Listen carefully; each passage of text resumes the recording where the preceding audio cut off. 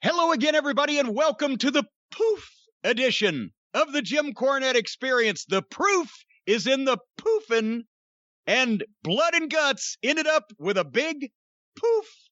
Joining me to talk about this, the dark side of the ring, and all kinds of falderall in the world of professional wrestling this week, Hawaiian Brian, the podcasting lion, the king of the Arcadian Vanguard Podcast Network, Mr. Co-host to you, the proprietor of the French Toast Chateau, and he is gutsy but certainly not bloody, the great Brian Last, everybody. Aloha, Jim. A pleasure to be here once again. I had something I was going to say with gutsy and bloody, and you said it right before I was about to talk. I will say Swami's feeling a bit neglected lately with your intros. I'm sorry. Swami's pappy.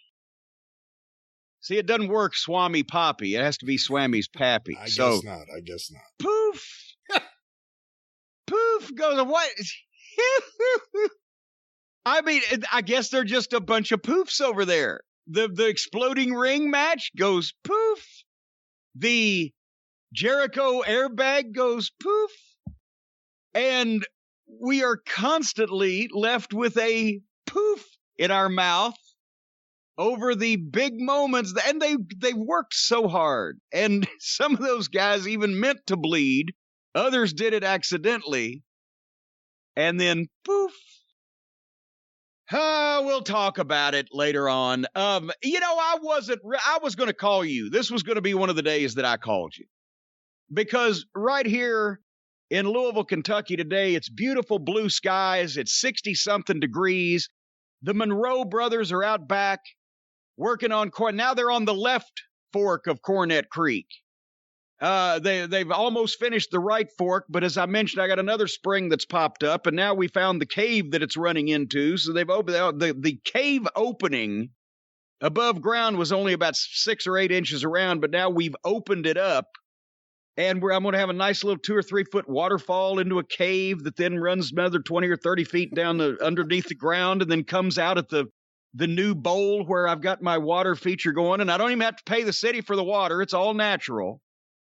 But the birds are saying Bertie Sanders has moved back in. I didn't mention this last week. I forgot about it. Young Bertie Sanders and his family, he comes and he builds a nest right inside my garage door every year this time. And he's chirping at me. The squirrels and the chipmunks are running around. Harley Quinn's getting groomed today, getting bows put in her hair. She loves it when she gets her hair did. And I need to be outside enjoying nature instead of cooped up in here in front of a microphone with a headset on talking to you, Brian, which I do so often these days. And I was going to say, no, we just can't do it. I got to be outside. I got to be free. It's too confining to be indoors. I got work going on outside. I need to be out there supervising, pointing and gesticulating and everything. And I was almost going to call it off. You don't do that, do you? Do you stand there while the Monroe brothers are working and yell at them? And point and gesticulate? No, I don't yell at them. But I point and I gesticulate and I suggest and I surmise and I ponder and I insinuate. Look here, I think it's a cave. Yes, look here, I think it's a cave. And then Alf got Ralph by the ankles, and he started climbing head first. Once they got it dug out a little bit, he started climbing in there head first, see what he could see, but he couldn't get in far enough. So I said, well, pull him back out, Alf, and then we'll dig it out a little bit more and see how far he can get in it. But anyway, the way you talk about them, I don't browbeat these people. The way you talk about them. Did you ever see the movie Splash years ago with Tom Hanks and Daryl Hannah. Eugene Levy. You didn't mention her first. Well, Eugene Levy is on a boat going out there looking for the mermaid, and he has these 2 guys with him. And at one point, they're discovered by Tom Hanks, and he goes, I forget the exact word, but like, oh, don't mind the moron twins. And the one guy who walks by goes, we're not twins. That's what I imagine whenever you talk about these Monroe brothers. No, they're fine. They're fine people and excellent workers. And I do not browbeat them. I'm just out there making sure the flow of things goes as it's intended.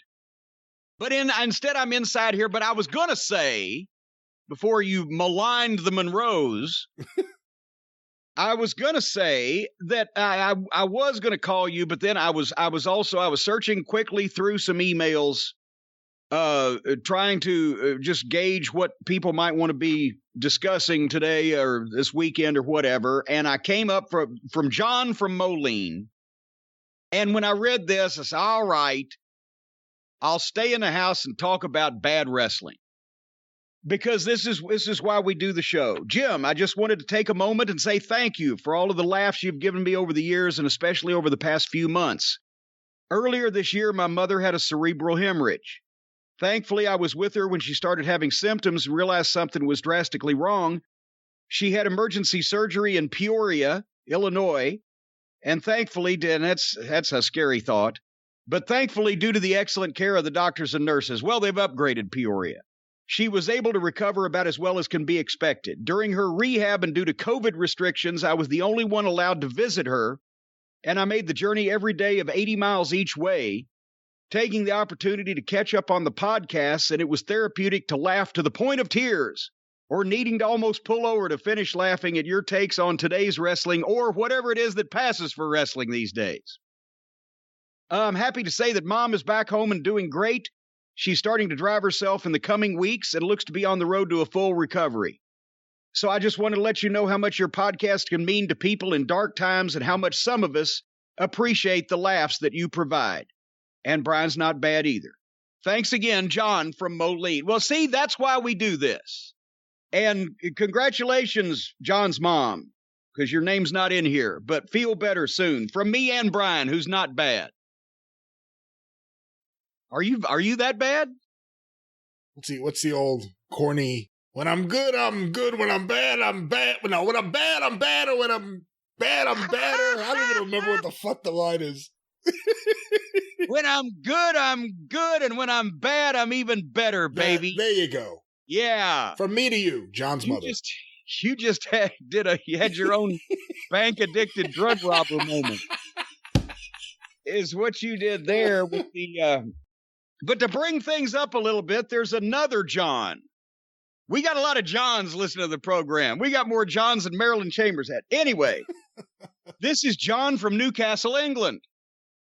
And he mentioned, hi, Jim, you mentioned in a recent podcast that you enjoy the phrase fucking hell. And it's something that you picked up from your British acquaintances over the years. After hearing this, I thought I'd draw your attention to a piece of fucking hell-related trivia and another well-known user of the phrase.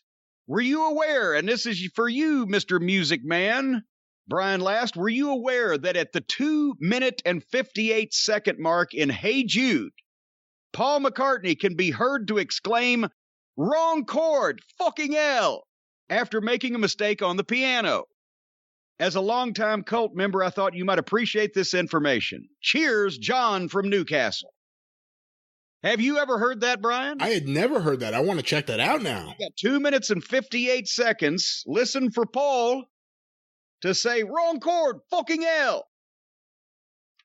But I've got I love the way British people speak and the expressions, and there's so much more skewering and biting with their, when they sing at the top of their lungs, 40,000 of them, hey, so-and-so, tell me why that you're such a cunt.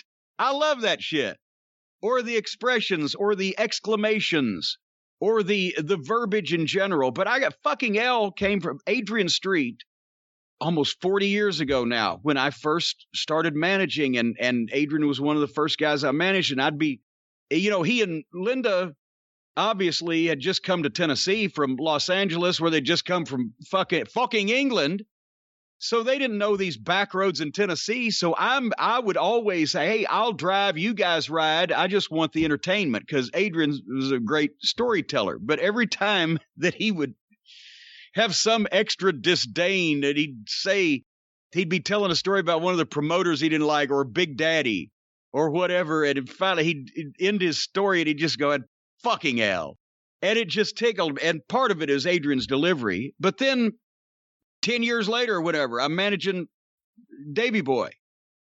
And I swear to God, he was the same way. And it would just, like I said before, he would come up with shit that just the way he said it. Like if Jack Lanza would come and try to get him for promos, right? He's been a main event guy. Jack would say this, you've been a main event guy in the fucking company for 10 years. But every time you would come say, Davey, we need you for a promo. It'd be like unheard of. For what? Like he'd never done a promo. For what? For a fucking promo. That's right. And he just fucking hell. Or one time he was standing on the apron. It was a tag match with Owen, and Ahmed Johnson was on the opposing team. And I can't even remember what it was. And I don't know if I actually knew what it was when I was looking at it. But somewhere or another, Ahmed picked Owen up to do something, but he had him wrong, and Owen knew it. And instead of inviting disaster, Owen just fucking squirmed out and fucking dropped down behind Ahmed. It was a drop down spot without Ahmed meaning it to be. And he just dropped down and fucking staggered back in the corner and ducked his head out, the old heel thing. And Davey just looked at that and said, fucking hell. It was, I like the expression. It's very British, very British. Fucking hell, Brian. You use it as like a funny transition at times. Like when you're going through an AEW match you don't like, and you're either, I don't know, because I'm not there, you're either turning the page over or going to the next page. So you'll just hear, and then he did that. Fucking hell. And then it's one of those things. Speaking of fucking hell, the hell that I've been in for the past a little over a month or so will soon be coming to an end. The action figure mines have been very busy. Several other big shipments went out this week, and all of the domestic orders for anything to Cornette's Collectibles will have either have arrived or be in the mail by this coming Wednesday, May the 12th. I believe that in my heart. I may be 10 or 15 short. We'll see. But then, and the internationals, you fine folks internationally that have so much patience, those will start on Friday the 14th and continue on until they're all out, which, as we've mentioned in the past, these start slowing down in terms of the amount I can ship out at one time, because Bree, superstar Bree at the post office, I timed her. And now she got a brand new label printing machine at her station. So she is farting through silk. She's ripping them off, boy. She can do 100 priority mail packages in 45 minutes. I will have you know. It's amazing. However, the same young lady entering those international customs forms manually takes 45 minutes to do 17 or 18. So you see, it starts to slow down at the end. But soon, our long national nightmare will be over, and I appreciate everybody's patience. And as far as action figures going back on sale, and I know everybody's, oh, goddamn, Cornette, quit doing these plugs, but people are tweeting me, and they're emailing me, and they're asking me. I can't say they're asking me on the street. I'd never go out on the street. They're asking me, one of them asked me at the post office, when do they go back on sale? I'm mailing shit he wants right in front of him. We are working on the all-new JimCornette.com, all-new website, all-new store, and that's hopefully going to take place sometime in June, in which case the figures will go back on sale briefly till we sell the rest of them, which shouldn't take too long. And you'll be able to, for those of you fiending for T-shirts and other merchandise, and for the people asking about cameos, as soon as I get the international packages wrapped up and ready to go, and I'm not shortchanging those people, then we are going to turn our attention to another round of cameos, probably around the first week of June. So stay tuned. And that's all of my updates. Brian, what's new with you? Oh, I mean, there's always so much going on. I don't know. Where do you want me to begin? So many names running through your fucking head. Did you ever see that promo from Georgia Championship Wrestling? What was it, 1980? When the Freebirds were there, and the show was really starting to get more cable traction, and people were starting to watch it. And I went over to young Weasel Dooley's one day to see, but it's floating around there on tape. you remember that oh, God damn it. What was, now I'm trying to remember the football player they brought in. And they brought in a fucking football player from the NFL, and they brought him out for an interview so that Ole could come out later on and promo him, and he was good at getting something, and he ended up getting involved with Michael Hayes. Was it Otis Sistrunk? Otis Sistrunk. There you go. That's right. We said it at the same time. Anyway, it was Gordon Soley. It was Gordon Soley that was interviewing him. And he said, he asked the guy, he said, well, who are some of the great wrestlers that you enjoy watching here on Georgia Championship Wrestling? And he stuck a microphone in front of his mouth, and he said, well, there's so many names running through my head. He couldn't come up with. And he just blanked out on and the whole promo.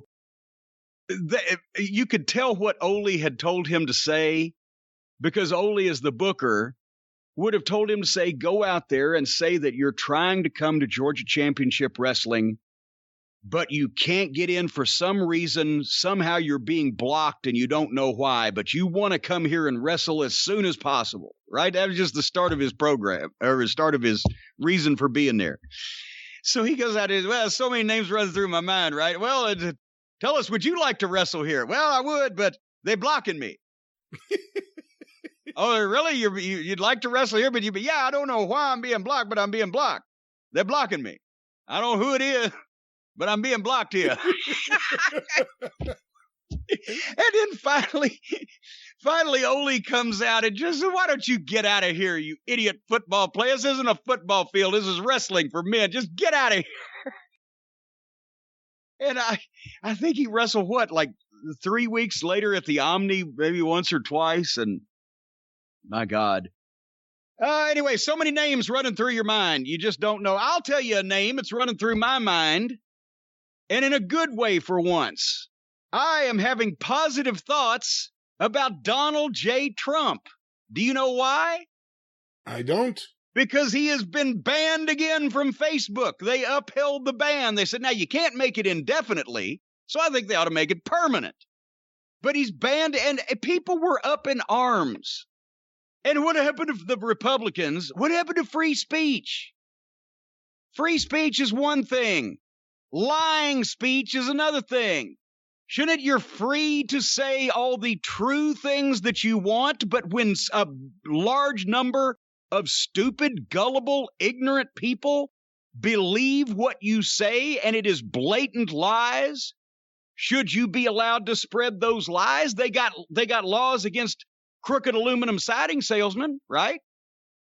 A crooked aluminum siding salesman goes to some old senior citizen who don't know anything about what this guy's talking about, gives them a load of shit, takes their money, and then doesn't do the work. Well, they've got a law against that. Well, what if these same old, gullible senior citizens that don't know what's going on got taken by Pigface and lied to and misrepresented? They got nothing that they purchased, and in the process, violence was incited, where people were hurt and in some cases killed. So if you can call Consumer Affairs on the crooked aluminum siding salesman and get his advertising taken off television because he's victimizing gullible, innocent people, then shouldn't you accept, at least they don't get their aluminum siding. With Trump, people get killed. So since he is a liar and a public menace and a danger to people's safety, and the Republican elected politicians either allow him to get away with it, won't make him tell the truth or tell the truth about him and allow people to get hurt, then shouldn't some private company, in this case Facebook, or even some governmental regulatory agency, either that already exists or to be created, charged with such a thing, keep a bunch of goddamn bullshit, lying sack of shit con men from victimizing all of the stupid fucking people we got in this country? That doesn't have anything to do with free speech, does it? What do you think, Brian? What do I think about if it's free speech or not? What do you think about anything? Why shouldn't Donald Trump be banned off of Facebook and Twitter and anything else? Because he's the same thing as any other con man since the days of the medicine shows selling fucking snake oil. He lies to people and either steals their money. And we've mentioned that 3% of the requests for credit card refunds for the year of 2020 were from Donald Trump donors who got jacked and screwed by donating a lot more than they thought on his website. He takes people's money. He lies. He gets people hurt. He gets people killed. He's a public menace. He's a danger to people's safety. And somebody has to protect the gullible public from dangerous people and themselves. So why shouldn't he be banned off all this shit unless he can start telling the truth for once? Admit that he lost the election. Admit that he bungled the pandemic and several 100,000 people died that probably shouldn't have because nobody did anything for the first year. Just tell the truth and then let people decide whether you ought to be running the country or not. Don't tell these people they're going to have brand new aluminum siding and then give them, I don't know, cardboard metal sheets. Where in the world would you find something like that? See? Just a thought. And by the way, do you know what they're doing in Arizona? What are they doing in the voting law? Well, they're doing several things in Arizona, and none of them are any good. But they've passed the Voter Suppression Law because, as we've mentioned, the Republicans have figured out, even they can do mathematics, that the only way that they can win with 40% of the vote is by making it as difficult as possible, if not illegal and impossible, for the people that won't vote for them to be able to vote. But they're also still recounting the Republicans. They can't just come out and say, look, this fucking guy lied and we put up with it and we encouraged him. But at this point, it's months ago and now we got to move on. For our international listeners, the Republicans in Arizona have demanded another recount of the presidential election. They're recounting all the votes that were cast in Arizona. They've got them all in a room. They're not letting any media in. They've got them. It's a company that has never done a ballot recount before is doing it. And they're anxious to see what the results are going to be. And one of the things that they're checking for, Brian, I don't know if you heard about this, is because another one of their goofy idiot stories that sounds like it was booked on AEW television, that the Republicans if 40,000 ballots were sent into Arizona, quote unquote, from Asia. And so they are now looking at these ballots. The Republicans in Arizona, I want everybody around the world to understand the words coming out of my mouth. The Republicans in Arizona are now using a special light to look at the ballots that were cast in the presidential election in the state of Arizona to see if they can find any bamboo fiber in the paper that would illustrate that they were sent in from Asia. Wow. I didn't know about that, no. Yes. And they actually had the guy fucking at the deal saying, yes, 40,000 of these ballots, we understand, were sent in from the southeast part of the world. Well, let's just say Asia. So we're looking for bamboo fiber. This is not even something that they can even say that a Democrat made up and just said because one of the Republicans was saying it. So they believe this shit. Anyway, back to wrestling. Did you see the season finale of Young Rock? No, I gave up several weeks ago. I stopped watching. Well, I tried to watch the season finale of Young Rock, and Mother Nature deprived me of it. I get 13 minutes into this show. I know that Young Rock is trying to take fine-ass Karen to the prom. Lee Maivia has just got pulled over at a park where, of course, it's 1982 at a park in Hawaii, and they're having a cookout. That means Andre the Giant, Randy Savage, the Iron Sheik, and Junkyard Dog were all dropped in with Rocky Johnson and the Samoans. And Leah Maivia and her stooge assistant come in with a cake, and the FBI swoops in, the feds swoop in. They've had her wiretapped, which got the booking fee from the outlaw promoter, and she's taken into custody and handcuffed. And right then, a goddamn tornado warning gets issued, and the local station cuts in for the weather radar and the report of the tornado that might have been sighted 50 miles south of here, down between Brandenburg and Bear Wallow, and completely wiped out the last 17 minutes of the program. So I don't know what happened. I didn't watch. Should I look for it on the cock? I guess maybe that, or maybe just on demand on your cable set. It may be there. On my cable set? Your cable, what do I call it? Your cable box, I guess? On your cable, from your cable provider.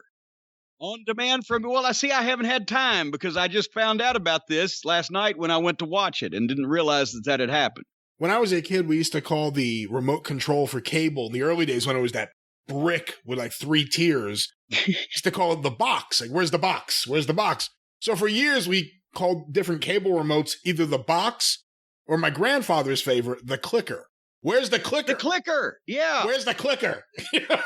So, sometimes I still call it the box or the clicker. Well, that's because the clicker was the first name when we actually got remote controls. Before, are you old enough that was? Do you remember the pre-remote control world when you had to actually get up and change the channel and shit?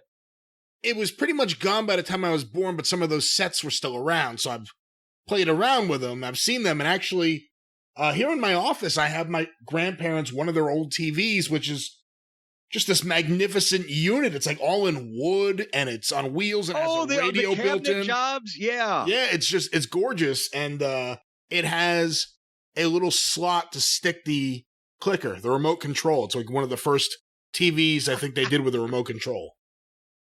That's back when men were men and women were glad of it, when you had to get up to change the channel on the TV. That's why a lot of those shows got high ratings, because people just didn't want to get up. It's not worth it. But the first remote control I had on my first VCR was a cord that plugged in the back of the VCR and led to a little rectangular box about 2 inches long by an inch wide, and you could either pause or unpause the tape. And that was the sum total of the remote. We've come a long way. A long way, wow. A long way. Anyway, we don't know what happened to Lee Maivia yet, folks. We'll try to get an historian to come on the program at some point and tell us what the real story is on all that, because I don't know if I believe that Greg Yao is really a fierce outlaw promoter in Hawaii. There are elements that appear to be somewhat truth-based in at times the tiniest way, but then there are other ones, and then there's omissions, because again, all this is happening. Not one mention of Lars Anderson. There's no Lars character. There's no shifty Lars character. Was Lars possibly the one that got her in trouble to begin with? Well, they got in trouble together. I know that. Yeah, but I mean, he was probably the one that was going around. Because, I mean, you know, if you would look at Lars Anderson or Lee Maivia, you would think it might be the feather and the spike type of deal where, you know, he was the enforcer. No pun intended on an Anderson brother, but you know what I mean. Yeah, he's not at any of these barbecues on the show. He's not partying with the Macho Man and the Iron Sheik. I don't know where he is. Maybe at the Aspen Institute for Wrestling Arts, if I had to take a guess. World League Wrestling. We are going way into the deep cuts that not a single soul is understanding what the fuck we're talking about now. Let's come back to a more modern but historic occasion. You being the historian that you are, obviously your favorite new program on television has to be WWE's Most Wanted Treasures, for the historical accuracy and the suspense that I've said this last week, and then I watched the episode with Lawler and Kaufman. Obviously, I want to see that, and it's great to see the old footage of Lawler against Jackie Fargo and Harley Race and all the old Tennessee stuff on a modern day cable network. But they do this every week. The premise of the show is we've got to recover these lost treasures, these holy grails of merchandise to eventually one day, put together for the Hall of Fame or whatever. And so they recover these lost treasures by going to the people that have them and getting them. There's no search. Hey, Jerry, where in the world could we find that crown and robe that you debuted on Raw in? Well, in my fucking basement. And where in the world can we find Andy Kaufman's neck brace? I don't know. Gee, let's call Bill Apter. He introduced us, and it just so happens it's hanging on Bill Apter's wall when they walk in the house where it's been for the last 35 years. This is not a Curse of Oak Island search here. Would this be a better 30-minute program because they don't really need to search? And who is this wrestler in training that they have nominated? No, superstar in training. Oh, God. All right. Superstar in training that they've nominated to be the host of this program. Is he a superstar in training because he's a big guy who has done television, or is he? I mean, which came first, the chicken or the egg? I don't see that this guy necessarily looks like a natural at television or wrestling. And he certainly doesn't know the history. So how the fuck did he get this gig? What's going on here? It's a label I can't take seriously because I remember in camp you had the counselors and then the counselors in training who were always just jerk-offs looking for a summer job. I don't know who this guy is. Apparently he's training to be a wrestler.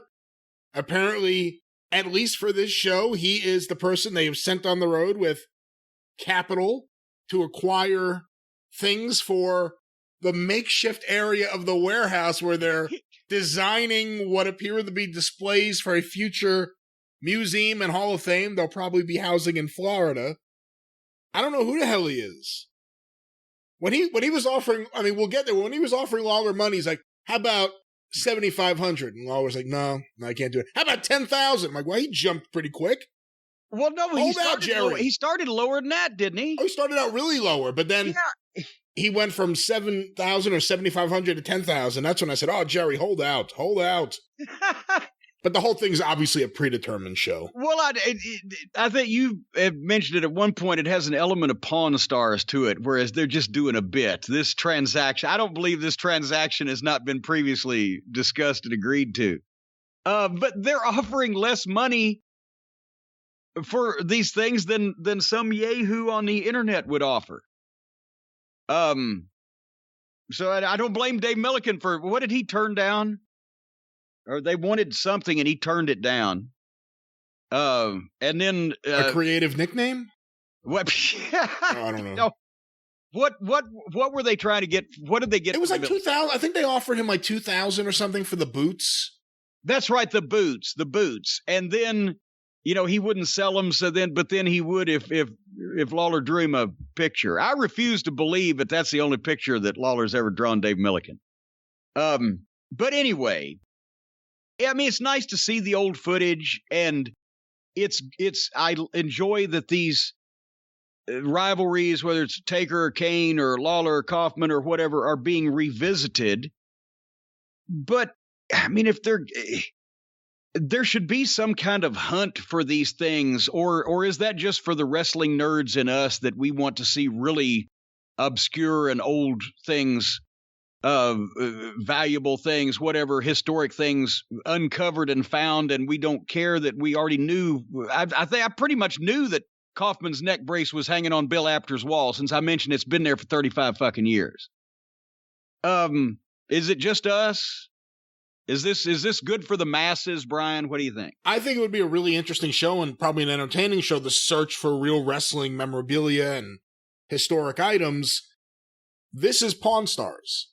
This is they pick like 4 things for each episode, and you get a little bit of history-ish content where there's some historical information that's true, and then just people say whatever they want.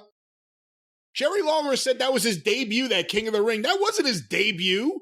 He had been there for 6 months plus already. He debuted on Primetime Wrestling. He was in the Royal Rumble already.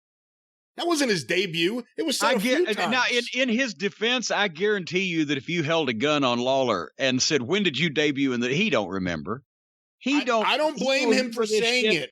He's in his 70s and he said it. I don't blame him for saying it. No, I mean, if he was in his fucking 40s, he don't give a shit. He never. But he never paid attention to dates and facts and figures and things and such of that nature. They should have fact-checked it and not put it in there. No, I'm not saying yes. That's what I'm saying. Well, like last week on the biography on Savage, when Lawler said that, and several people remarked on this. We brought it up that Lawler said that when Savage left, he said, "I'll turn on the TV, Vince," and there they were, and they were looking. No, that he was thinking it was Luger. Luger was a year later or whatever. When Savage left, it was the Fernwood Resort, by the way. Somebody tweeted a picture of it. The arena burned down in 2018. They tweeted a picture of Raw in the Fernwood Resort Hotel Arena or whatever it was called, and then the fucking burnout building. But that's where I was when Vince found out that morning that Savage had left and was going to WCW, and we were stuck at a resort in the Poconos doing Raw with heart-shaped jacuzzi tubs in our rooms while I was all alone. But yes, it was the Fernwood Resort. So can you imagine now advertising Raw from the Fernwood Resort in fucking Pocono, Pennsylvania or whatever? Fernwood tonight with WWE. With and who could be fucking oh goddamn. Now I've lost his fucking name, the Hesseman. Howard Hesseman. Howard Hesseman? He wasn't on Fernwood tonight. Who was the host? He was on KRP. Yeah, but Martin Mull. Harmon Hesseman. Howard Hesseman was Dr. Johnny Fever. That's Martin right. Mull was all right. But anyway, so what were we talking about? The Lawler Most Wanted. The Lawler Treasures. Is that the name of it? Most Wanted Treasures. Most Wanted Treasures. And they, it's weird. I mean, the whole thing of a future Hall of Fame, like I said, they have these like makeshift displays. And when they purchased it from Lawler, the various items, they had the display ready to put it next to what Bret Hart wore at King of the Ring. They had like an Andy Kaufman display, like they were ready to do something with. So I said it a few weeks ago. It seems like the whole idea of the show is to build into having a Hall of Fame. It really does seem like that. Well, I think Triple H wants to, and he's made comments about it like it can't just be, because most halls of fame are, just they don't run at a profit because after a while the novelty wears off. But if they did something with, in the tourist area in Florida and interactive and all that bullshit and et cetera, they could probably make some money out of it. But, that's the point is the Hall of Fame. Remember, we were talking a few weeks ago, and we said, "Why is Cyndi Lauper not in?" And then, didn't somebody? And she isn't. No, you know what? We actually, you may not even know this. I edited it off the show, the retraction or the correction, because it turns out that wasn't correct. She's not in the Hall of Fame. We read a retract because we said she's not in the Hall of Fame, and somebody wrote and said, "Well, you asshole, she is." So we retracted it, and then you edited the retraction because she's not. But also, Andy Kaufman isn't in the Hall of... How the fuck, if they're doing this and have been acknowledging this for so long, are you telling me that somebody in Andy Kaufman's family would have turned it down? I can't see that. So he seems like a Drew Carey, for fuck's sake. Or, Snoop Dogg or whoever the fuck else is in the WWE Hall of Fame. No Andy Kaufman, no Cyndi Lauper in the celebrity wing. That's ridiculous. I like that Bill Apter, because he did this to me once when we were chatting about something, and I didn't know what it was, but he throws out the term Apter's Alley, like you're immediately supposed to know what he's talking about. Because one day he said to me, there was something he wanted, he goes, "I'd really like it for Apter's Alley." I said, "What the hell is that? I've never heard of this before." Well, no, he's been doing it, but Fred Allen was a famous radio host in the 30s and 40s, in Allen's Alley. And Bill's been trading off Fred Allen's material for the past 60 years. No, I can't. I like that he had the neck brace hanging on the wall, and above that's a picture of him and Andy. It's the one picture from the 80s where he's dressed like Savannah Jack. Yeah. Every other picture, he's dressed all nice. That one, he was like a wild man. But that, Kaufman got wrestling publicity on national TV in the late 70s and early 80s when it was not on national TV and nobody but Andre the Giant on the Tonight Show you would ever see. He had Buddy Rogers on Saturday Night Live that one time as his corner man when he wrestled some women. He did it on all those talk shows, and Freddie Blassie obviously did some stuff with him. So Kaufman did more for wrestling's, mainstream profile than anybody else in show business during that period of time. Yeah, I wonder if younger wrestling fans understand just how big a moment it was, the Letterman thing. I know we see the clip and it's played up like a big moment, but in an age where cable was just starting to get rolling in different parts of the country and people still just had a limited amount of channels, that was a big deal that had happened on the show. And then it was in newspapers all across the country the next day. There wasn't anything like that, getting that kind of publicity that was A, wrestling based, and B, not putting wrestling down. It wasn't a nationwide thing like, oh, look at these shamsters. It was, what happened? Was this real? We don't know what happened. Comedian KO'd on TV.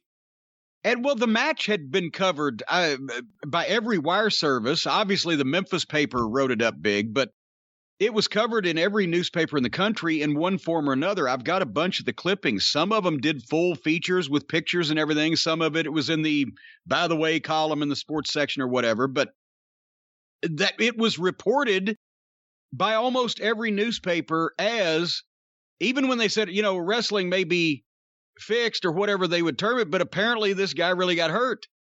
And they've had pictures of Andy in traction in the neck thing in the hospital in the bed. And then it came back and got a double whammy with the thing on Letterman, which was, in effect, depending on your definition of the term, it was a shoot, and that it really happened on the spur of the moment. They had discussed it beforehand, didn't really make a deal, but as Lawler said, he knew it was now or never when he heard him playing the fucking music to the break.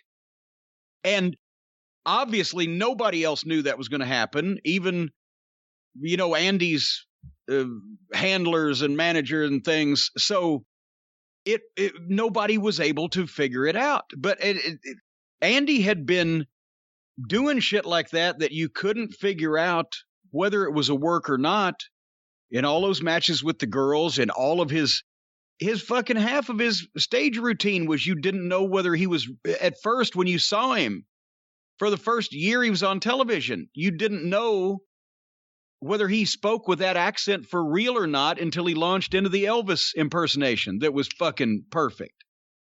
And then you're like, what the fuck? So nobody knew what the deal was with him anyway. And when he brought Buddy Rogers on Saturday Night Live, by the way, that was kind of a historic thing, because think about that. Buddy Rogers in 79 or 80, he'd been the biggest draw in Madison Square Garden 15 years before that, and nobody in New York had seen him since. So I heard from a lot of the fans the old fans in New York at the time, that was like they were creaming in their pants because there was no other way to see Buddy Rogers at that point in time except in Andy Kaufman's corner on Saturday Night Live wrestling women. And they were like, my God, he was, the god of wrestling here in New York 15 years ago. So he got the whole business a lot of publicity, and none of it was really bad. And it seemed like he had pretty good taste. It was, I want to be a heel like Fred Blassie, like Buddy Rogers, not, oh man, I love Jay Strongbow in that dance. Like, it could have been that. Like, we've seen celebrities that, like, they're interviewed and they like the worst shit. Yeah, at least he had good taste. And he was a natural heel. He understood it. And he understood, keeping the fucking gimmick going. But anyway. Hey, you mentioned the Randy Savage biography. I was checking out a piece of that before, because when I DVR'd this Most Wanted Treasures show, it got like the last 30 seconds of the Randy Savage biography. So it had like the special thanks and like additional footage supplied by, I forget the exact heading. And, you see the usual suspects on a lot of these things. Like, you'll see Pro Wrestling Illustrated. You'll see recognized companies or bodies. I swear to God, in the credits there, it had, I'm just going to throw a couple names out that weren't really there, but just to give you an idea of companies, and then the third one will be what it had. Pro Wrestling Illustrated, Cornette's Collectibles, Memphis Wrestling, ICW Wrestling. They're thanking Memphis Wrestling for the Memphis Wrestling footage they used in this documentary. Of course, the footage is public domain, but they thank Memphis Wrestling in the credits. And ICW. I'm sure that Lawler signed something that they felt was legal or whatever. But anyway, well, let's bring this up right now because people have said this. So let's just switch topics for a second. You're telling me apparently that a lot of people are saying the Savage biography on A&E, we said it was just a shitty biography and just not a very well done example of the genre and meandered all around and there was 20 million people that didn't belong on it. But now some of the fans are saying it was a hit piece. Is this what I'm hearing? Oh, I've seen a lot of that. They were out to get Randy? Yeah, I've seen a lot of that. And I can understand why they think that. I mean, there are uncomfortable things that you talk about when you're doing a full biography of someone beyond the show biography, but then they point to things that were left out of the Steve Austin and Roddy Piper ones, and I think that's a fair argument, although I believe it's a different filmmaker for each episode of the series. But eventually, when it's Hogan, who's full of shit, I mean, I'm not trying to put down Hulk Hogan and all the Hogan fans out there, but he's not the known historian Hulk Hogan. He's full of shit Hulk Hogan. So you never believe him if his tongue was notarized. You never know what's true and what isn't. Because he says a lie as easy as he says the truth. And then Bubba the Love Sponge, who I don't even know if that guy's still on the radio. Where did they dig him up from? I just saw an article. Apparently he's homeless, living in a hotel. He's been kicked off at most, if not all, of his radio stations, and he's just, he's the fall of the mighty Tampa shock jock. There is a shock jock. But I mean, apparently he got shocked too many times. But that's part of it. So now you have the Randy Savage story being told by Hogan, Bubba, and then with the Elizabeth stuff, they certainly paint certain aspects of the relationship without saying abuse. They paint it as an abusive relationship that she was trying to escape from. With the Gorgeous George stuff, they go further, but it still felt like there was more they were going to say, and they didn't. So now you have this biography of Randy Savage that's going into his relationships and the mechanisms of it. And like I said, some people have looked at Steve Austin's biography and other aspects of Piper's biography and said, hey, how do you leave these things out? But the Randy Savage one, half the piece is just talking about what a weirdo he was. In the nicest, and that's the nicest thing you can say. In the nicest possible way. I mean, part of it is I just figure everybody already knows most of these stories about Randy and just, Randy's Randy. And I just thought it was a lousy television program with a bunch of meaningless people in it that didn't need to be there. I didn't think they were actively trying to make him look bad. But, what's a fella to do? I mean, can't a guy have security cameras put in his house or in his girlfriend's house to watch? So that's another thing I didn't understand. Were they saying that he had security cameras put into Gorgeous George's house when he lived somewhere else so that he could keep an eye on her? That's what they said. Yeah, that's what they said in the thing. So what did he have the CIA come in while she was out shopping one day and wire the place up? How would you even accomplish that? That may be a little far-fetched. Lanny, do you know where we can get some cameras? Yeah, yeah, Lanny was in on it. I will get a ladder. Lanny drove the panel van. Randy, do you think she'll notice all these cameras? Ay. Anyway. But yeah, I mean, that's the thing. Any biography you do of anyone, unless it's, Mother Teresa, and even her probably, there's always a bad thing you could point at or look at. More than likely, anyone, even the most loved wrestler, if you did a biography of them that was true, there will be aspects of their lives that you're going to be uncomfortable with.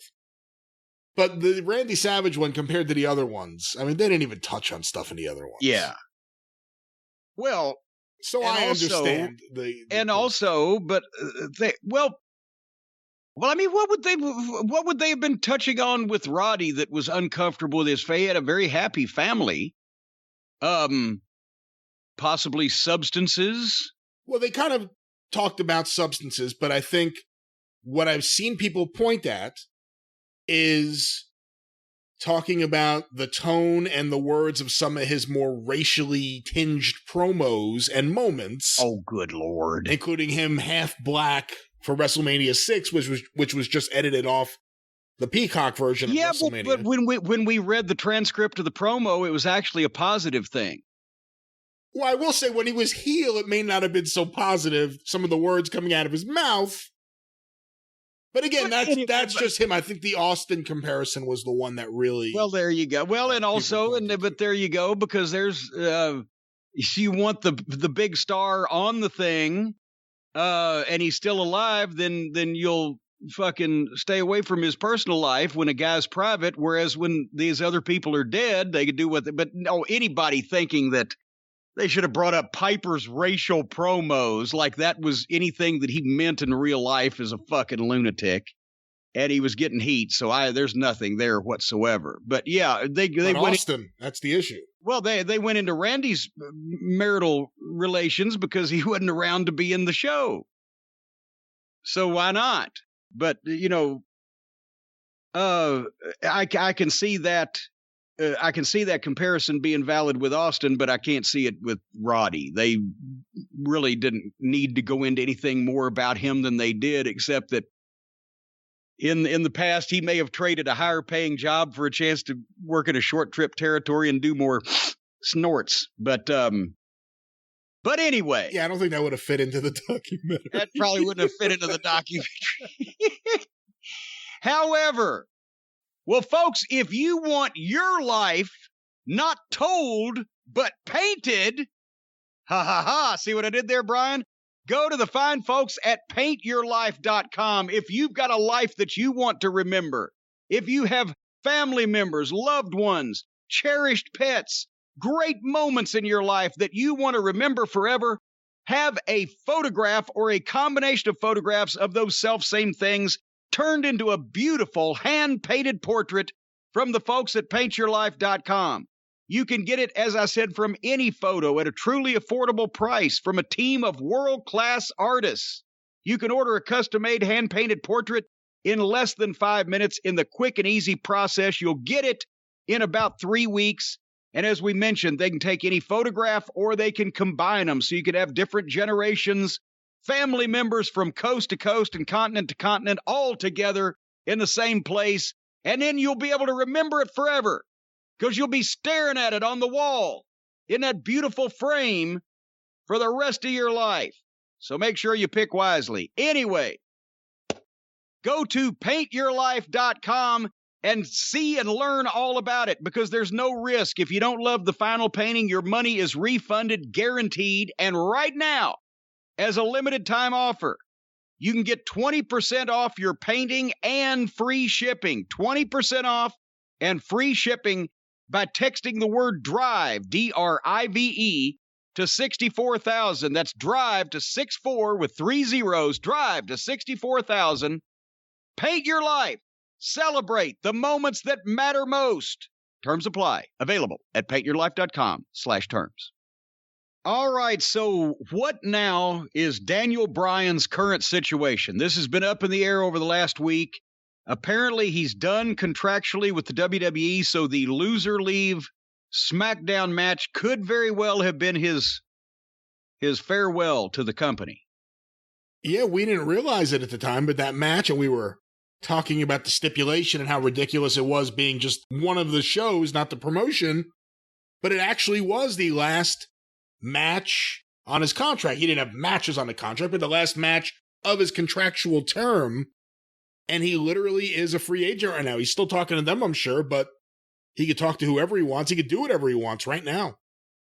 So then for the stipulation, because we said, boy, that's not really an earth-shaking stipulation. He's got to leave one of the minimum 3 television programs that this company produces. Why wasn't it loser leave WWE or whatever? But nobody believes stipulations anymore anyway. I know that. But were they trying to hedge their bets? Were they, well, we're still talking to him, but it doesn't look like he's going to sign. So we'll say loser leaves SmackDown. And if we sign him back, we'll bring him back on Raw. What?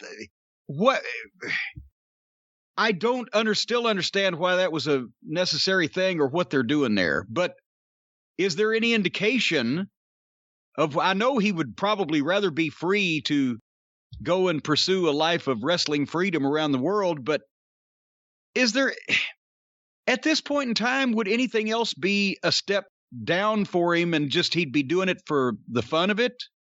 Wrestling in Japan or whatever? I don't know if Mexico would be fun right now with rampant COVID and his concussion issues, and you never know where those guys are coming from.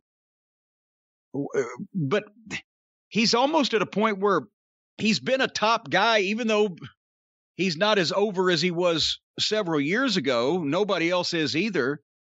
He's been a top guy in the biggest company in the world, and now it would have to be a thing where if he went somewhere else, it's just because he just wanted to have fun, isn't it?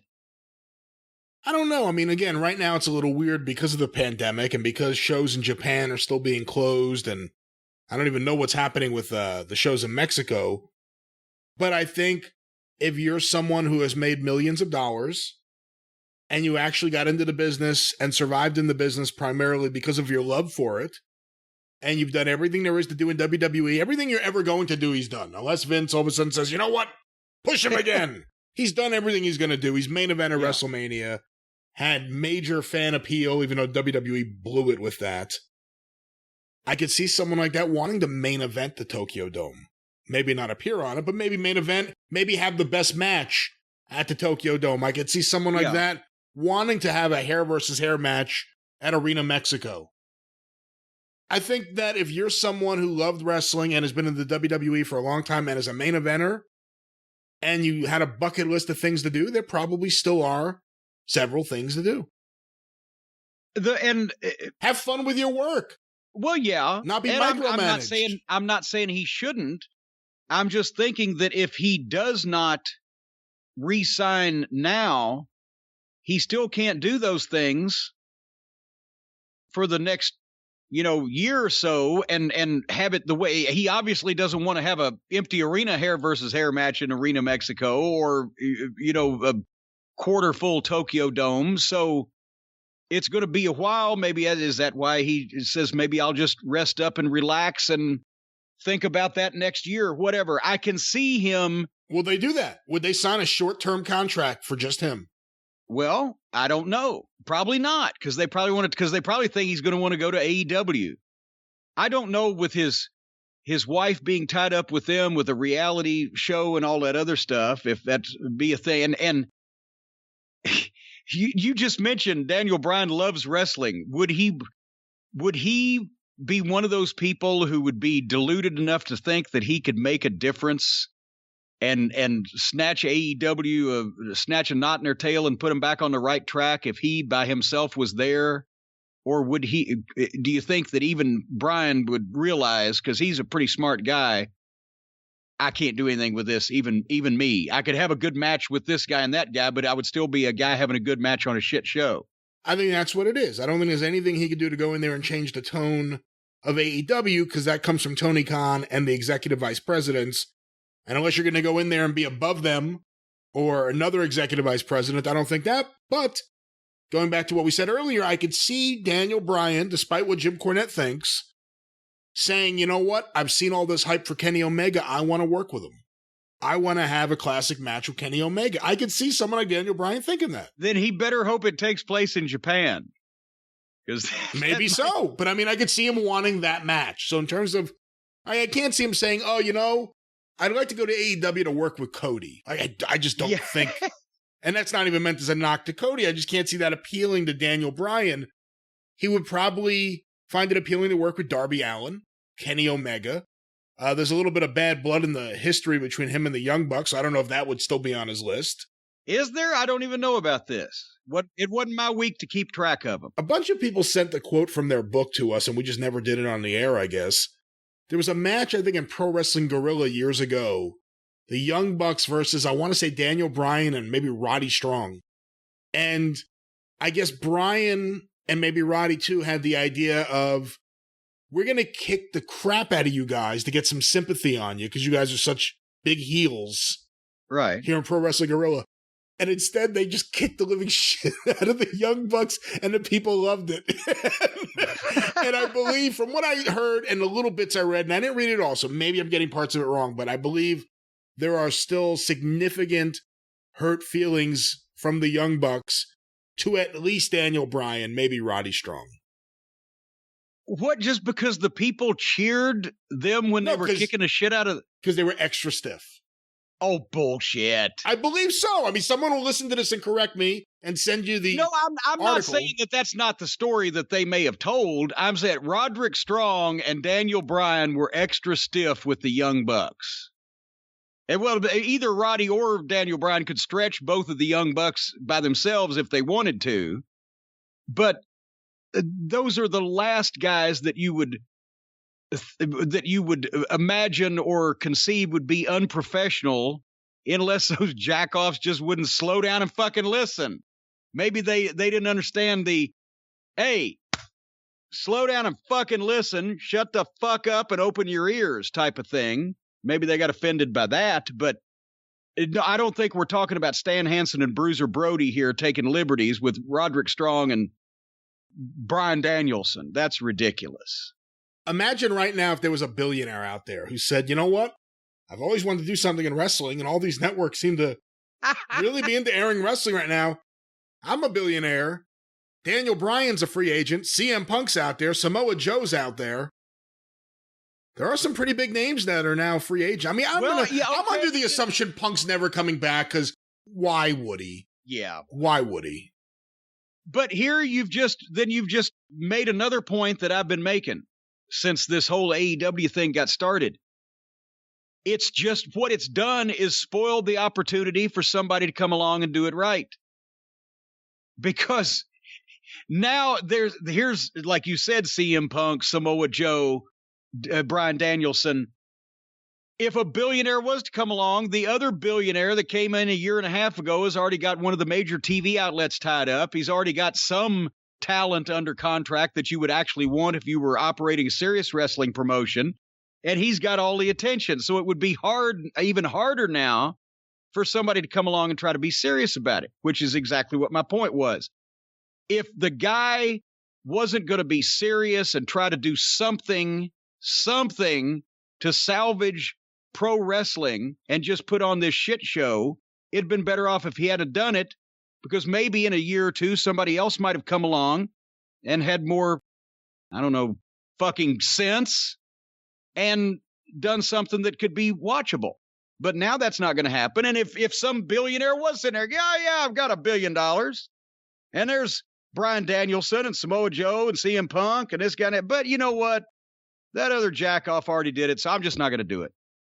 I don't think that's the rational way a wrestling fan with money thinks about things typically. Well, yeah, a rational wrestling fan with money. I'm not sure that a rational wrestling promoter with money. I don't know any of those things actually coexist. But I would like to see Bryan Danielson do whatever he wants to do as far as going around the world. If he wants to wrestle in Mexico, as I said, I would stay away from Mexico. I can see where he would love going to Japan, being one of the real Japanese stars in the Tokyo Dome, not Harpo. Do it part-time, do it so he has time to spend with his family, don't get dropped on his head and have any more problems with concussions. But I just think it would be such a come down, and just that's not the way that we would want to remember him, to go to AEW just to work with a couple of these guys and have a good match on a bad television program. It isn't. And unfortunately, there's nothing else in this country to do of any magnitude unless he just wanted to do a few independent shows just to work with a couple of guys in that way without doing television or, working against Vince in this country on a national basis. See, here's the thing. He's in a position now where he can control his merchandise. Now, again, out of WWE, he's back to being Bryan Danielson, which I always like better as a name than Daniel Bryan, because what a stupid name. But he's back to being Bryan Danielson. He controls and owns his own merchandise. Yeah. If he main events the Tokyo Dome, you got to figure he's getting a nice payday at the Tokyo Dome. Can't speak to Arena Mexico. I don't know what the payday there would be, but he's in a position where he could probably work a really light schedule, cherry pick what he wants to do and who he wants to work with, and not be frustrated. Or he can go sign on for another few years and go work on Raw, where he'll make a lot of money, and he'll be frustrated every single night of the week. Yeah. No, I identify with that, and I'm all for him. Like I said, I would rather see him do high-profile independent matches against hand-picked guys that he wanted to work with and draw a house for some of those promoters than just end up another one of the WWE guys that showed up in AEW that they don't know what to do with, and he could have good matches, but it would be on a rotten television program and he couldn't control all of the builds, so the angle would probably be the shits. And unfortunately, there's, does he want to go back to Ring of Honor just to do that same thing? Maybe if he wanted to know, if he wanted to have a really good match with somebody and be on a television program that wouldn't be insulting, he could do it on Ring of Honor television. Hell, they'll make him the booker, but are they going to pay him? But once, is anybody else going to pay him? You just said he's leaving. He's not going to make millions of dollars on Raw, but he wouldn't be stressed and frustrated. Nobody else is going to pay him what Vince was paying him, except for possibly Tony Khan. And would it affect the things that he wanted to do? If he wanted to go to New Japan, and New Japan and Ring of Honor's relationship is over, would him going to Ring of Honor affect him working the Tokyo Dome? I can't imagine that New Japan wouldn't say, we don't care what you do in the United States. You can run a lemonade stand. We're dealing with you one-on-one. So he could do that, and he could also do Ring of Honor. He could also do pretty much it. I wouldn't think that New Japan would give a shit what promotion he worked for in this country if they could get him for a few matches, big matches. So I'm just saying here, those are options. If he wanted to have a good match on television with a handpicked opponent on a program that he wouldn't be embarrassed to be on, he could do it on Ring of Honor. Or he could do high-profile independent shows with those same opponents, and they wouldn't be on television at all, and he could still have the fun. And he's controlling his own merchandise. He doesn't have to wrestle to sell merchandise. He could certainly work in Japan for New Japan and still do, I would think, whatever he wanted to over here. Are they going to treat him like some flunky? If you don't work for Joe Schmo, then you can't work for us? I doubt that. You never know, though. I mean, it happens. Well, typically, guys have relationships in the States with the company that New Japan works with. It happens. In the old days, that was a strict thing, and they had plenty of talent. These days, they ain't got plenty of talent. If he works for Ring of Honor, he probably won't be able to work for CMLL because their relationship fell apart too. Well, but golly gee whiz. You just don't want him to go to Mexico. I get it. No, well, no, I'm saying if he was going to go to Mexico, isn't CMLL the least paying company and the most traditional in Mexico? So he probably wouldn't want to do that to begin with. But if he wants to do the hair versus hair match at Arena Mexico on the anniversary show, that's the only promotion he could work for. Well, he could shave somebody else's head at some other place and make more money. I don't fucking know. But there's options there, but I cannot see him going to AEW full-time, even for money, if he loves the wrestling business. And I say full-time, once a week, which is what full-time is now. And TNT hates surprises, so we'll know in advance. It'll be, hey, Bryan Danielson here Wednesday. Oh, that would be classic. They could give that one away, and then they could bring Shaq and Tyson back and have a three-way. Jericho is a bigger name because of what he did 20-some-odd years ago. Yes. But for the last 15 years, 10 years, Daniel Bryan is a much bigger name. He would probably be as big a name as you can get from WWE. I mean, not getting Cena, we don't think. Even though those Wipeout commercials are on nonstop. Daniel Bryan's a pretty significant name. There aren't too many who have been bigger stars than him for the last 10 years. He's the biggest name that's contract is going to expire anytime in the near future. Unless whoever's contract is expiring is currently in an iron lung, then they might let their contract. Hey, let me ask you this. Monday Night Wars, Nitro and Raw going at it. A star at that level, their contract expires. A, what's the likelihood it would happen? B, what's the likelihood they would end up on the other company's show the next day? I mean, right now his contract, he's a free agent. We don't have to wait for a non-compete. He's a free agent. He can do whatever he wants right now. Yeah. If this was a big wrestling war, wouldn't he be on the other show right away? He would either be on the other show right away, or he wouldn't be leaving the first show in the first place. And the only way that anybody got away from Vince, as has been recounted umpteen times, is there were loopholes. Savage was working without a contract. They were talking about a contract, but he didn't want to be an announcer, but Vince didn't know how bad he didn't want to be an announcer. And that's what he took off. With Rude, they had taken him out of the ring because and he had a Lloyd's of London settlement over his back, did he not? He was one of the Minnesota guys that got Lloyd's of London. Yeah. So they didn't, because he was not an active wrestler, and whatever the fuck the situation was, they didn't have him on contract. Luger was in the midst of renegotiation, but had actually expired, and that was the first big one, the shocking one, which led to Vince not letting that happen too much anymore for anybody on the active wrestling roster. So there was those ones that did get away. There were asterisks in that he was caught unawares with Luger because negotiations were still going on. He, at that point, Vince didn't believe that anybody was going to go in that direction because it had not worked out well for anybody the previous 5 years that went from WWE to WCW. And as I said, with Savage, he was an announcer. They were changing contracts with Rude. He was a manager. I think DiBiase might have slipped out the same way.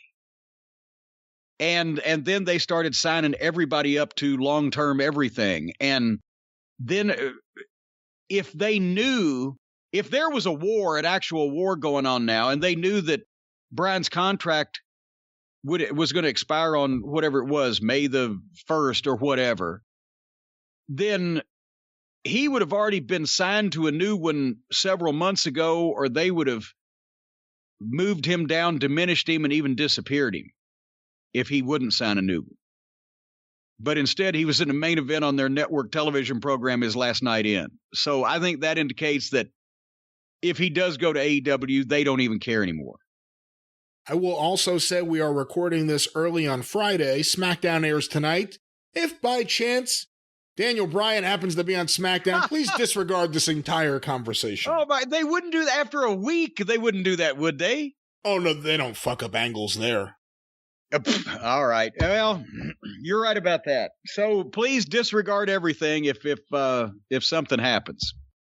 But you know, Brian, if Bryan Danielson is on all those long flights to Mexico and to Japan and to Portugal and Qatar, they're having a wrestling show. Guys are taking bookings in Qatar, Qatar, which is somewhere in the Middle East, huh? It's pronounced Qatar. Well, they'll cut her, they'll cut him, they'll cut anybody over there. But if Daniel Bryan's going to be taking a lot of these long flights, I bet she's going to need something to listen to. And something to listen to him on so he can listen to our podcast on his exclusive Raycon wireless earbuds. These things in your ears, folks, can make all the difference, whether it's for work or play. If you're on the move, outdoors, on planes, working out, whatever the case, or just minding your own business and studying at home, a nice audio book, whatever. The Raycon earbuds look great and feel even better. They come in a range of great colors, customizable gel tips included for a comfortable in-ear fit. You don't even have to grease these things. I tried it. It doesn't help. And Raycons are built to go wherever you go with quick and seamless Bluetooth pairing and a compact charging case. Folks, right now, Raycon is offering 15% off of all of their products for just my listeners. And here's what you got to do to get it. Go to buyraycon, BUYRAYCON, buyraycon.com/JCE. You're going to get 15% off your entire order, whatever you get. one set of earbuds, two sets of earbuds. Anything else on the site, it doesn't matter. 15% off. So grab a pair and a spare. 15% off at buyraycon.com/JCE. Buyraycon.com/JCE. Boy, that'll just make Brian's trips across the oceans fly by, Brian, won't they? Just fly by, especially listening to us tell him how great he is. That's exactly right. And speaking of live events, I mentioned last week on the program that I was pretty much done with live events, right?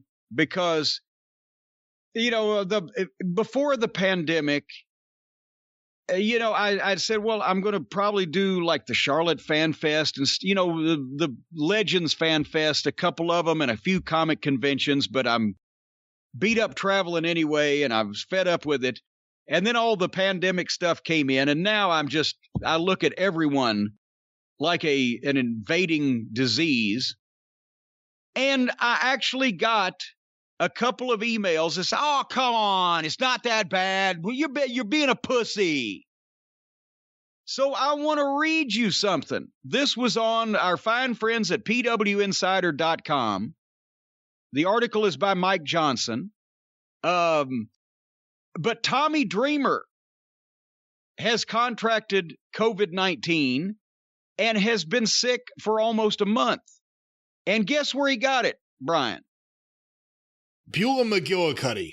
No, quit now. Why'd you stop? No, he got it in Alaska. He wanted to wrestle in all 50 states, and he took a booking in Alaska like last month and caught fucking COVID in Alaska. If you can catch COVID in Alaska, you can catch COVID anywhere. They're the next best thing to fucking nowhere, right? So anyway, for the people saying, don't be a pussy, Cornette, come out and do some live events, shake hands and kiss people. Listen to this. This was he revealed this, Tommy did, on his podcast here recently. Dreamer noted that he had taken the booking in order to be able to wrestle in his 50th and final state in the United States, but it was a mistake. He called himself selfish for taking the booking, noting he hadn't been doing independence, but wanted to work the date and get a good payday. He noted he didn't take photos with fans unless he was wearing a mask, but still tested positive. Well, that's actually the reverse thing, is they're supposed to be wearing the mask for you. We all know this now. Dreamer made it clear WrestlePro wasn't responsible for what happened. Everyone on the tour had been tested before the shows.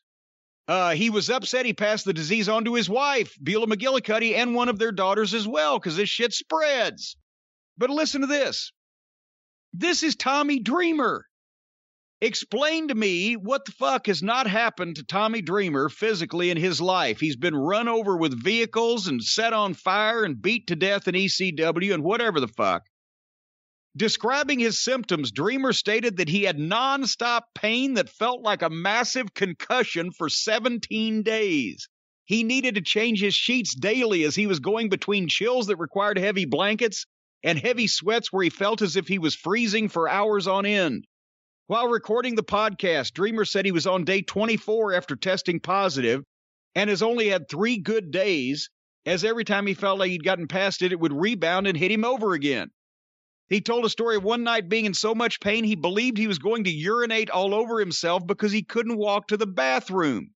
He noted that as someone who was once set on fire, he felt that his elbows and hips were on fire and was in so much pain at one point, he couldn't use his arms. He also told of hurting so badly he had to stand against a wall for hours because it was too painful to lay in bed.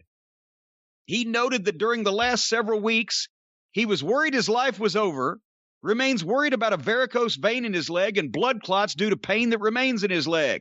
He fears the disease is going to cause long-term issues with his health. That's why I ain't taking no fucking bookings. Probably ever again. I hope Dreamer feels better, Tommy. For heaven's sake, get over this shit. But if that's the way Tommy Dreamer feels and he gets hit with goddamn semi-trucks for fun, and I'm still going to be the last motherfucker in the world to get this. And I'm getting, as I said, I'm getting my shots over the next what are they, 3 weeks apart? So about a month from now, I'll be all vaccinated, and I'll still be inside and wrapped up in plastic when I go out in public until all of this is behind us. For heaven's sake. Had to stand up and lean against the wall because it was too painful to lay in bed.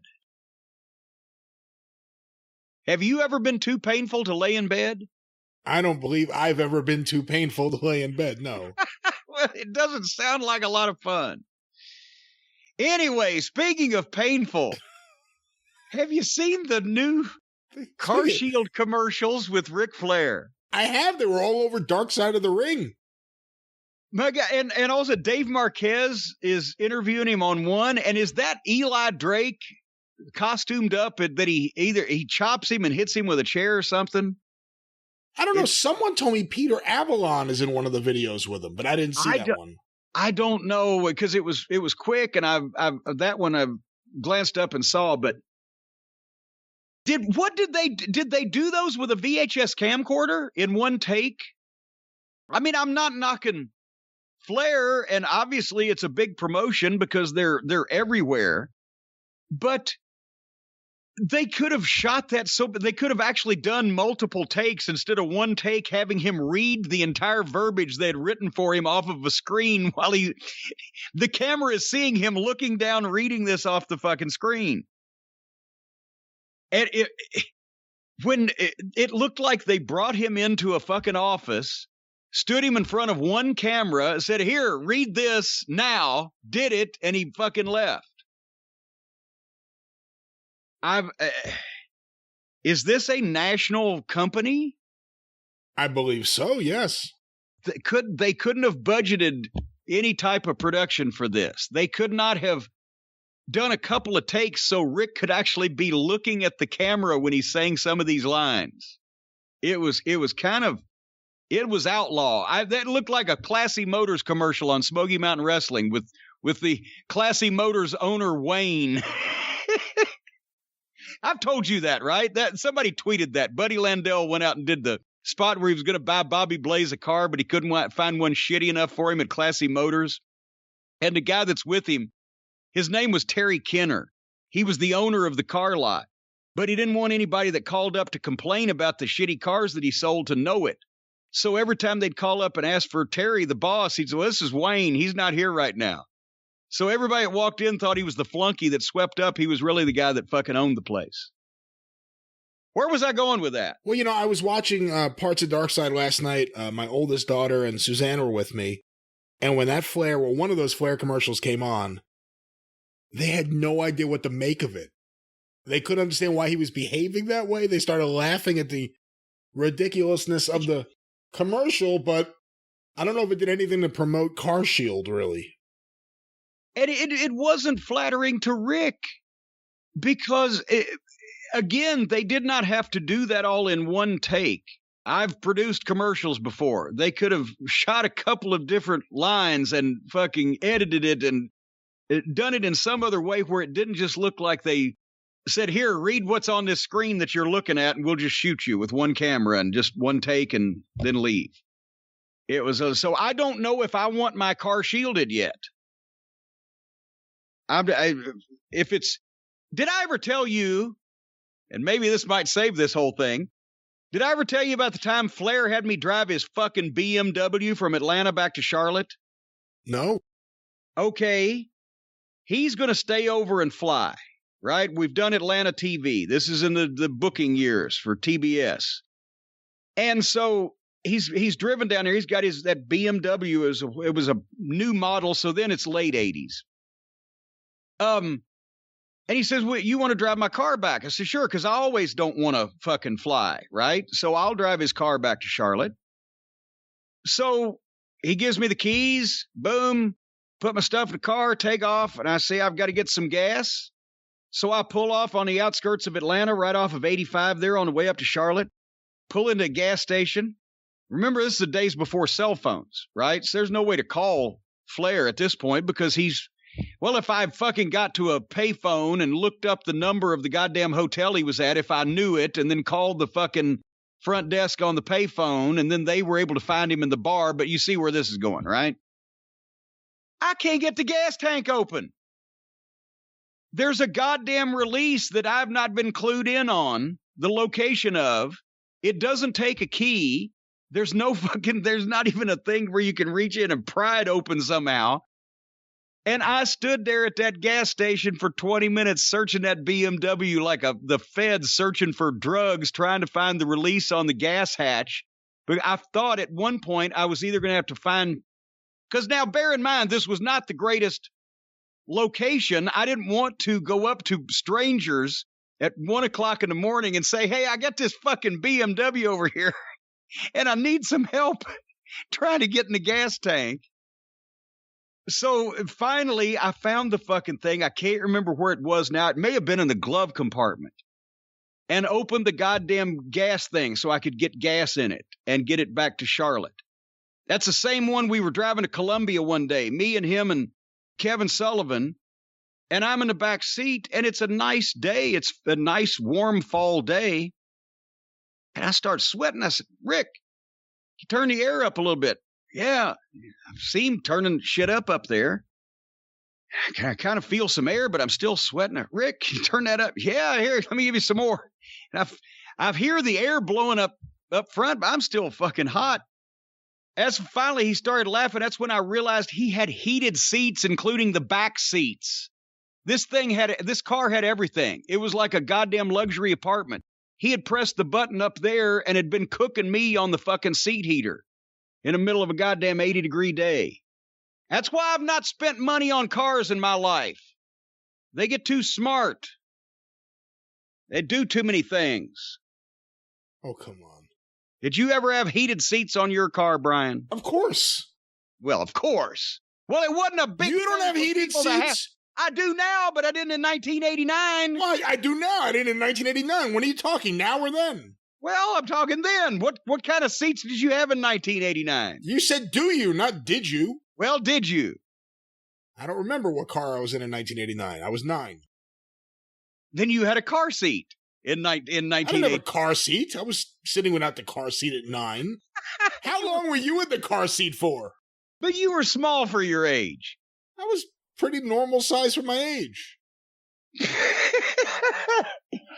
All right, then. You know what? If Rick needs to buy a car, or you'd like to cover your car with Car Shield, or buy a car yourself, or buy a car and give it to Rick, or whatever the fuck might be going on, the best thing probably to do is visit Scoremaster.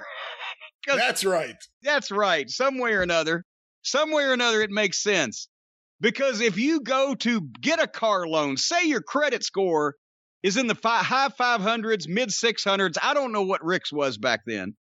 But if yours is in the high 5s to mid 6s when you bought that new car, if you'd gone to Scoremaster first and raised your credit score just the average 61 points that Scoremaster can raise your credit score in 20 days or less, you could have saved $9,000 on your car loan. If you'd gone to Scoremaster and raised your credit score 61 points that the average Scoremaster user raises their credit score, you could save $100,000 over the life of the loan. The whole key is raising your credit score and using Scoremaster, the new credit science that super boosts that credit score. Don't give the banks and these greedy corporations control of your finances. Take control of them yourself. You can enroll in minutes and see how many points Scoremaster can add to your credit score.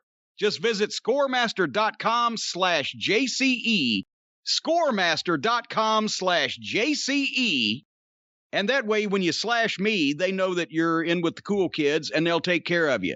Super boost your credit score with Score, and then you'll be able to afford a BMW that you can't figure out how to put gas in.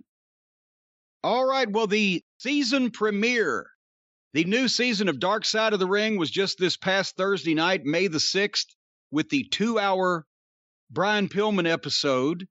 And a lot of people were liking it that I saw on the internet this morning. I loved it as a start. I know you're hard to please, Brian, because you're a stickler for historical accuracy.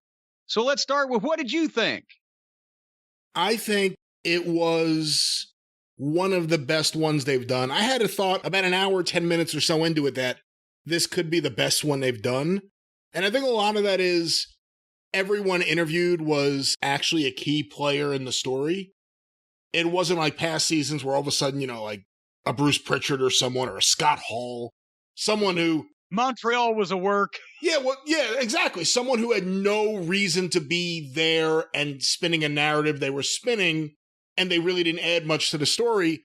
In this case, every single talking head, and let me commend you, thank you for putting on a nice shirt for once. Well, this. I thought it's a big 14-episode season or 14 hours. There was the 2-hour two-parter with Bryan, but I thought I would dress up.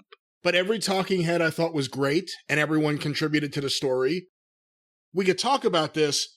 I felt like it was really well done for me, although I understand why some may want the Pillman family story after Brian Pillman. For me, I got a little uncomfortable during that. It went on for a little while. I, didn't necessarily need to see a reenactment of Brian Pillman Jr.'s stepdad throwing his video game console. So that's the only thing that takes it down from me saying it's the best one they've done. But I thought it was great, and I saw hour 1 because they leaked hour 1 the other day on YouTube, so I watched that, and I thought it was fantastic, and then I finally watched hour 2. I think they did a great job with it. And I loved it, and I wasn't, for once, I'm not even the party pooper here in that I wanted the non-wrestling, the family stuff. I thought that's what put it over the top. Because, and like I said, when we interviewed Evan and Jason, a week ago, a couple of times hearing him talk, I had to stop it and walk off because I felt so sorry for the guy. And it just made him a huge baby face. I hope, good Lord, maybe they're smart enough to do something with this now, because what a sympathetic guy and a feel-good story. And he's down there being the partner of a guy who's clearly doesn't have the upside that he does, and he's the one that always gets beat, and the varsity blondes and etc. But the point I was going to make is this not only captured Bryan's wrestling career, chronologically accurate, with the footage clearly identified and the moves that he made and etc., but also spent more time on his personal life and the family story because it was such a big part of everything that happened. But whereas usually to me, that's when I started getting bogged down a little bit, it brought it up even further. This was, and I think in the first season, they got talking heads that they got, and I know I'm in this, but I deserve to be in every one I'm in. But in the first season, they may have got some talking heads that just responded or reacted to a lot of different things because, they were still making contacts and they were still feeling out how to do this show.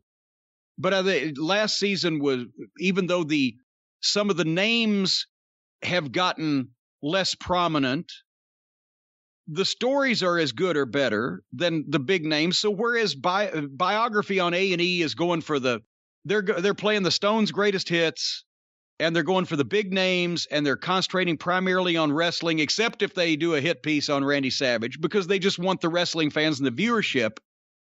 These stories now, especially in the third season, Bryan's one of the bigger names, but the stories they do are, I think they're finding that mix that they wanted originally, where if you're a wrestling fan, you probably know the story, but you've never heard the people involved, including especially the family members, the non-public members, tell it.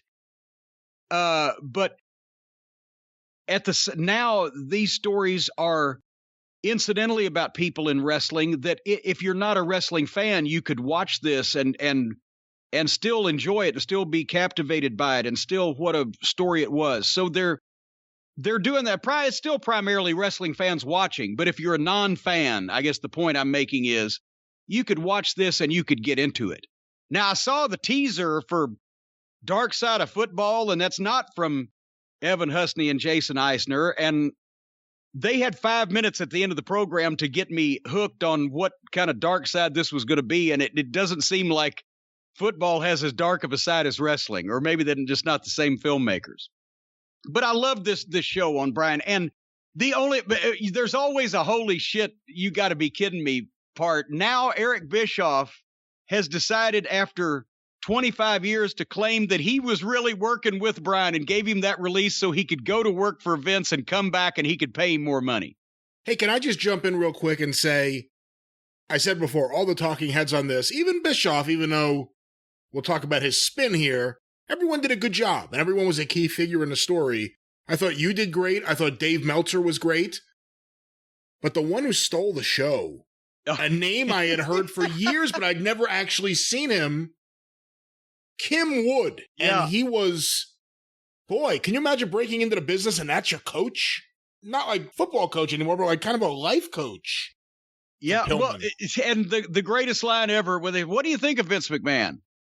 What do I think of Vince McMahon? What do you do with a whore? You fuck him. That's what I think of Vince McMahon.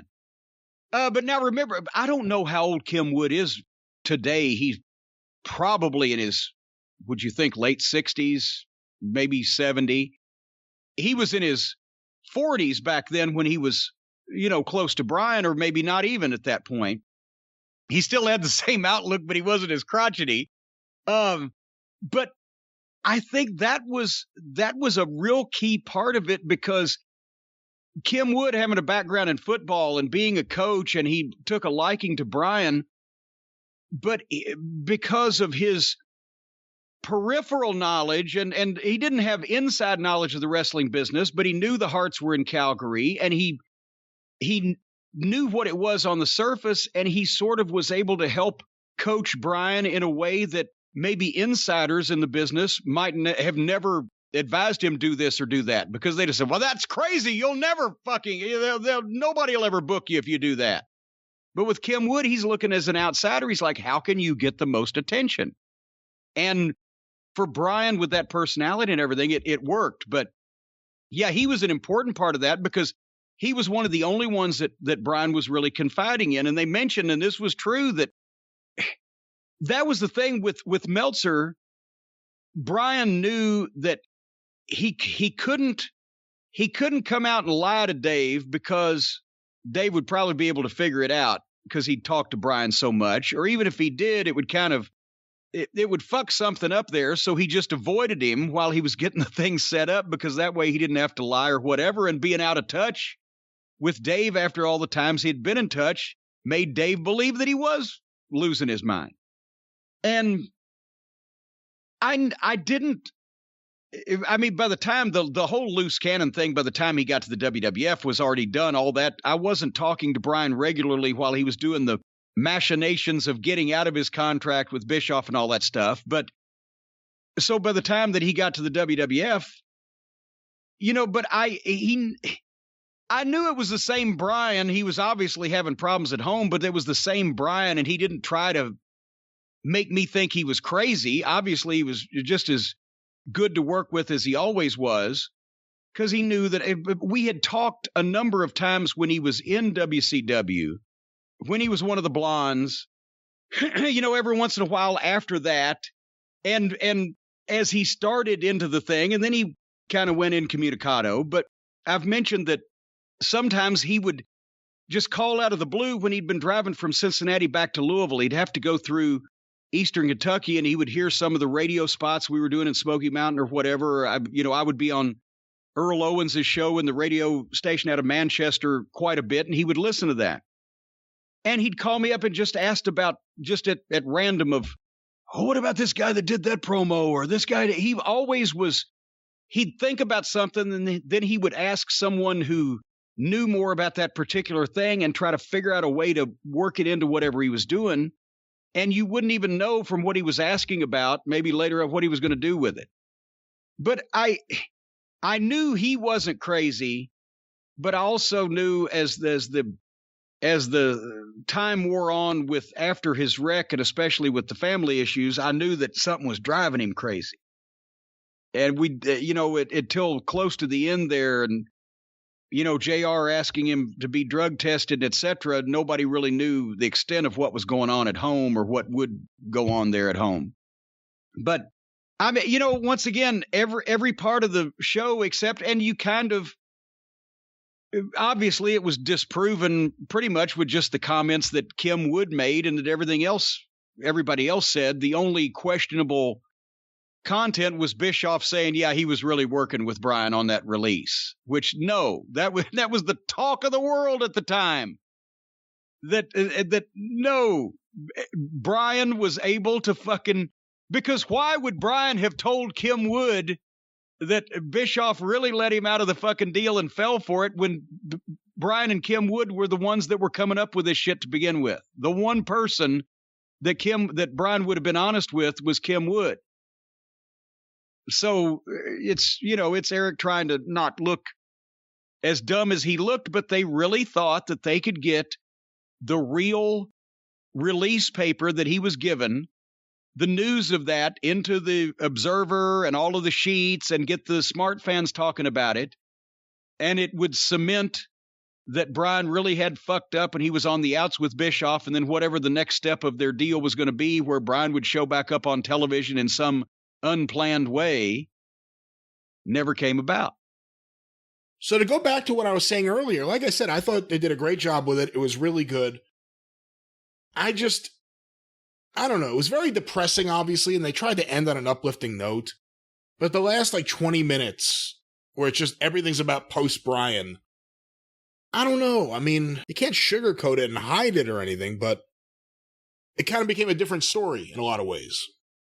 Well, I don't know whether it's a different story or a continuation of the story, and Bryan Jr. looks so much like his dad. And, I was worried about him at first, but he didn't grow up anywhere near around the inside of the business. He has the bloodlines, but he didn't have any of the knowledge of a second generation wrestler. It wasn't his fault. He was just a few years old when his dad died. So getting into the business, he didn't have the innate, and I've mentioned this before, first time I worked with him on a show up in Indiana several years ago, he didn't have the innate understanding of timing or ring positioning or give and take in an interview or just any experience at all with being other than somebody who watched wrestling because of just the timing. But he's come along. At least the last times I've seen him in AEW, his positioning is better and he's doing spots. I've thought that he's been the most impressive one between him and old Skinny Griff, his partner. For a while there, when he was in MLW, I was here, maybe he was starting to get a big head and be a little bit a star before his time, but I'm thinking that he's settled down on that. So I think that's kind of a continuation of Bryan's story. At least it was something to make people feel good at the end of it, because that would have been such a downer. I mean, you just wanted to walk out in traffic if you'd have ended it with Melanie. And that's something I said to Evan and Jason. They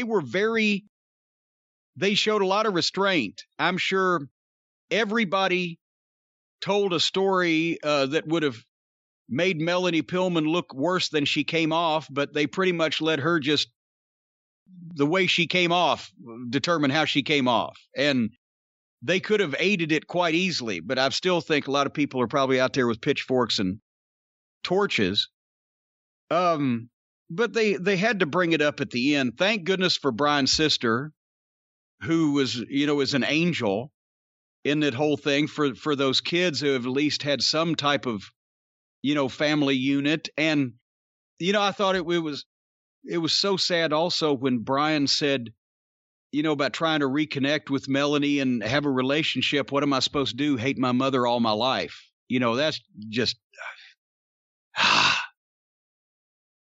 but, and I mean, anybody who was around Les Thatcher and doing the Brian Pillman memorials and the way that turned out over the few years that they did them was, not a fan of Melanie's, or the fact that none of those kids actually ever really benefited off of the fundraising that everybody did to help them. But, I like the way they ended it, because at least it gives people hope, but, and also there was another thing. They had the pictures of Bryan with the tracheotomy patch over his throat and the scar. And I just go back to that is the greatest angle I have ever come up with that nobody ever saw. And what could have been done, even if it wasn't us, even if it was somewhere else, that's a lost opportunity for a fucking babyface. Brian Pillman had one of the most inspirational true stories that you could have told, and they never fucking did it. And then he switched heel, and it was immaterial, and then it was too late. Well, between 1989 and 1991, 92, who had more start and stops of their push than Brian Pillman? Nobody. And they even said it. Every time a new booker would come in or management change, he'd have to start over from scratch. But well, the throat angle wasn't even cut off by a booking change. It was cut off by, fucking Hurd and Barnett agreeing with him that they were going to save it for a rainy day that never came.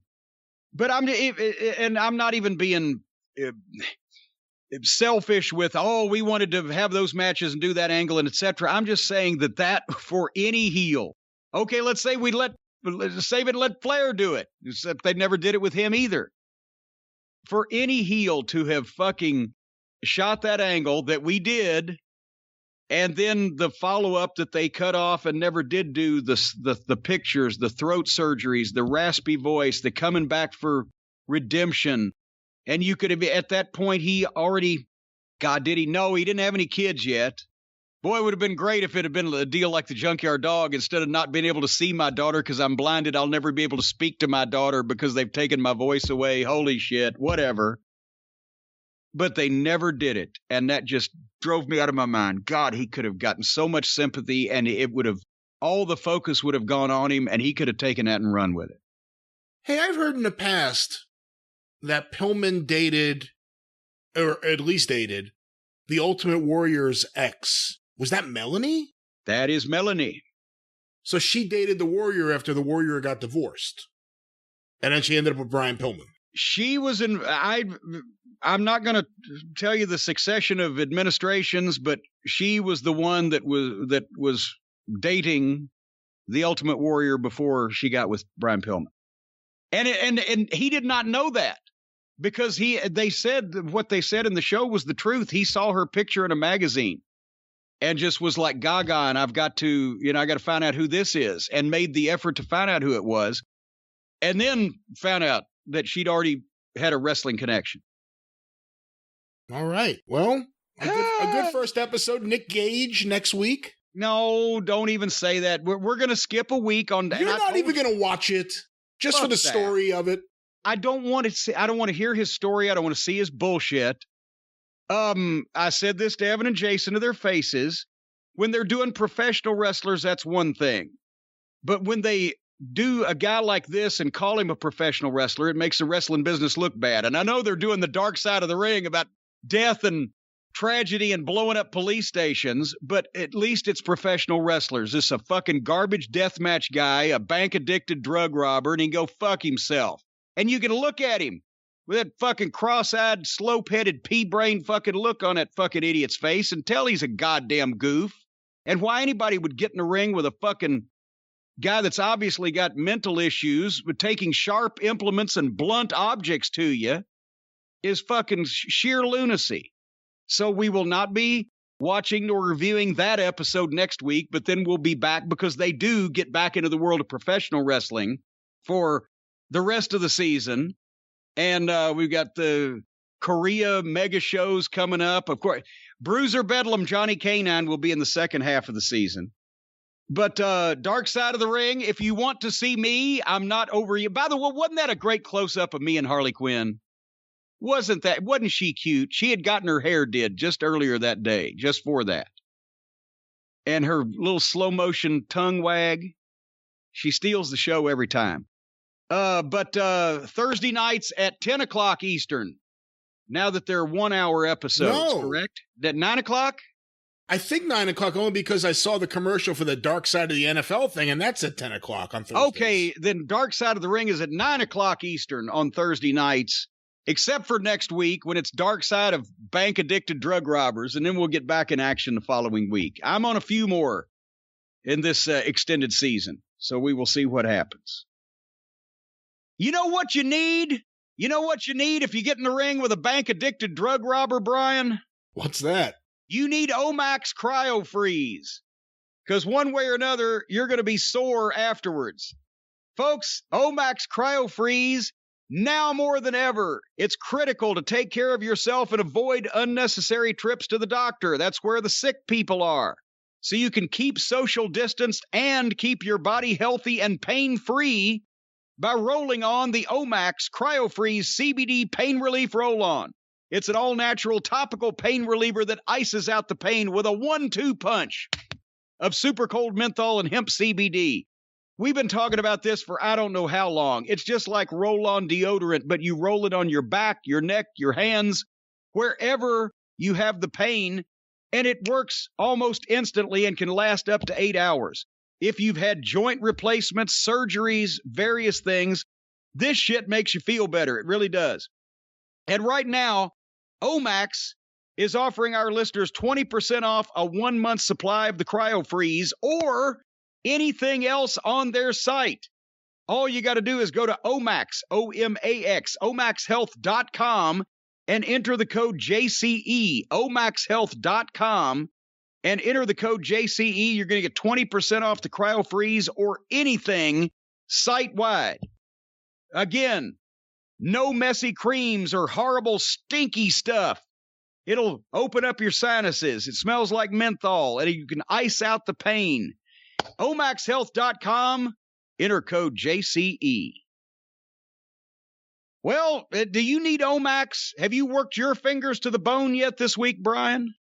Every week, Jim, on the Arcadian Vanguard Podcast Network. Get information about all shows on Twitter at Superpodcasts or on Facebook, facebook.com/Arcadian Vanguard. A few quick notes. This week on Breaking Kayfabe with Baldwin and Barry, the boys talk to Sean Waltman, X-Pac, the 1-2-3 Kid, the Lightning Kid, so many nicknames, an interesting career, and of course, began as a fan of championship wrestling from Florida. Hear all about that today at BaldwinPod.com, available wherever you find your favorite podcasts. Also want to make mention of John Arezzi's Pro Wrestling Spotlight Then and Now, where John and I review classic episodes of Pro Wrestling Spotlight, his landmark wrestling radio show from 30 years ago. Hear history and the news as it happened. Check out the podcast today at pwspod.com, available wherever you find your favorite podcasts. And you can also check out the complete original broadcast that we review at patreon.com/Arezzi. Check that out today, the Pro Wrestling Spotlight Then and Now podcast with John Arezzi. All things are as they were then, except you are there.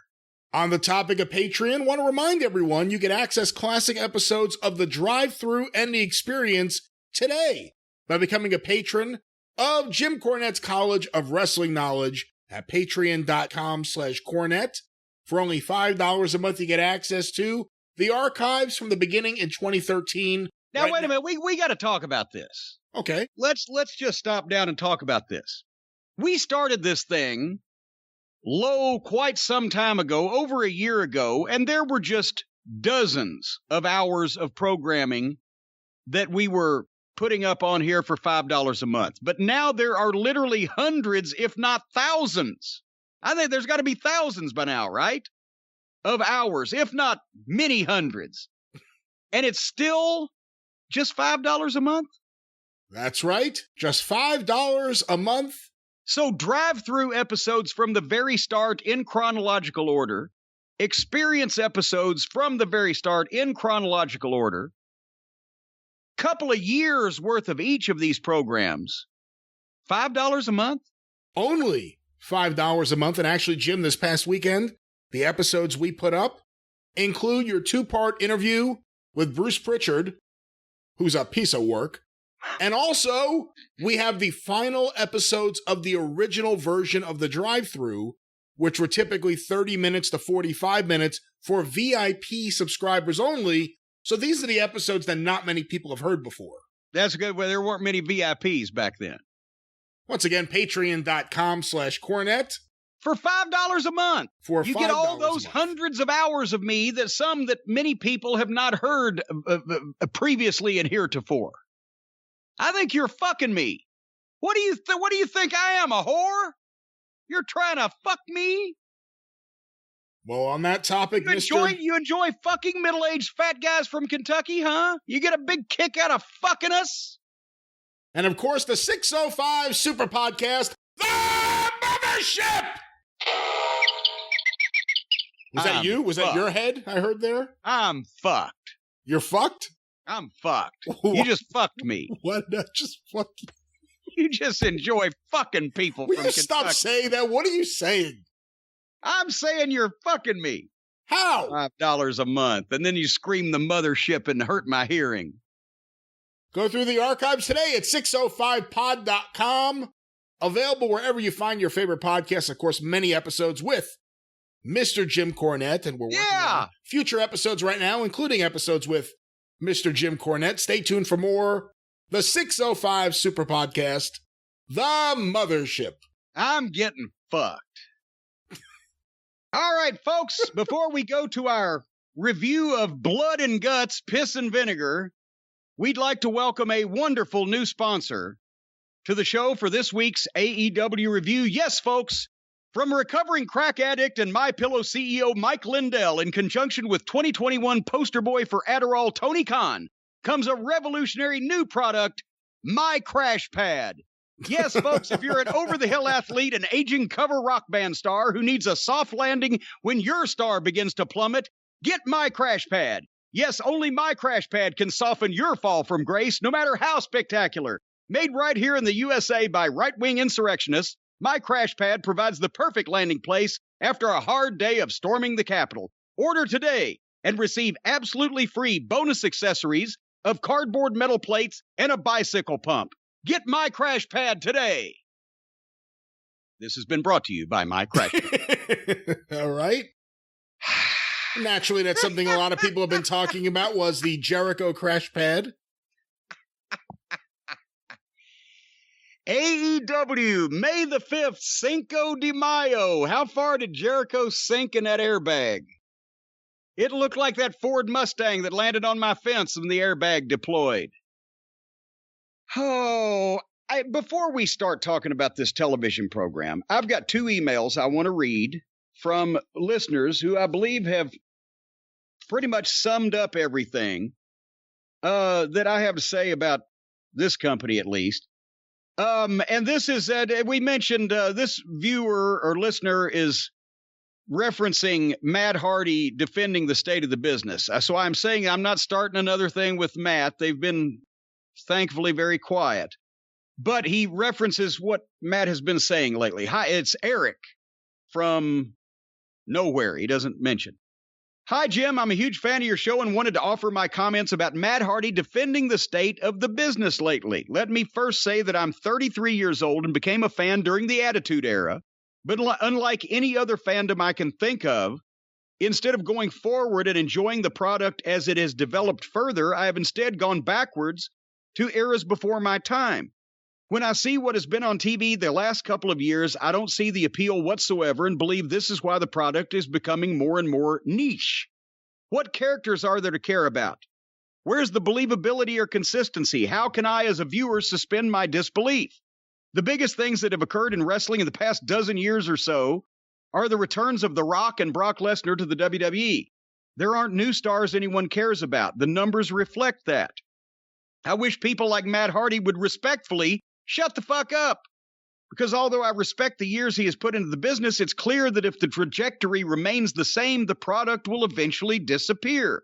You can only make so many documentaries about Stone Cold Steve Austin and have Sting appear in new fledgling promotions for so long. And one more and even a quicker one from Matt.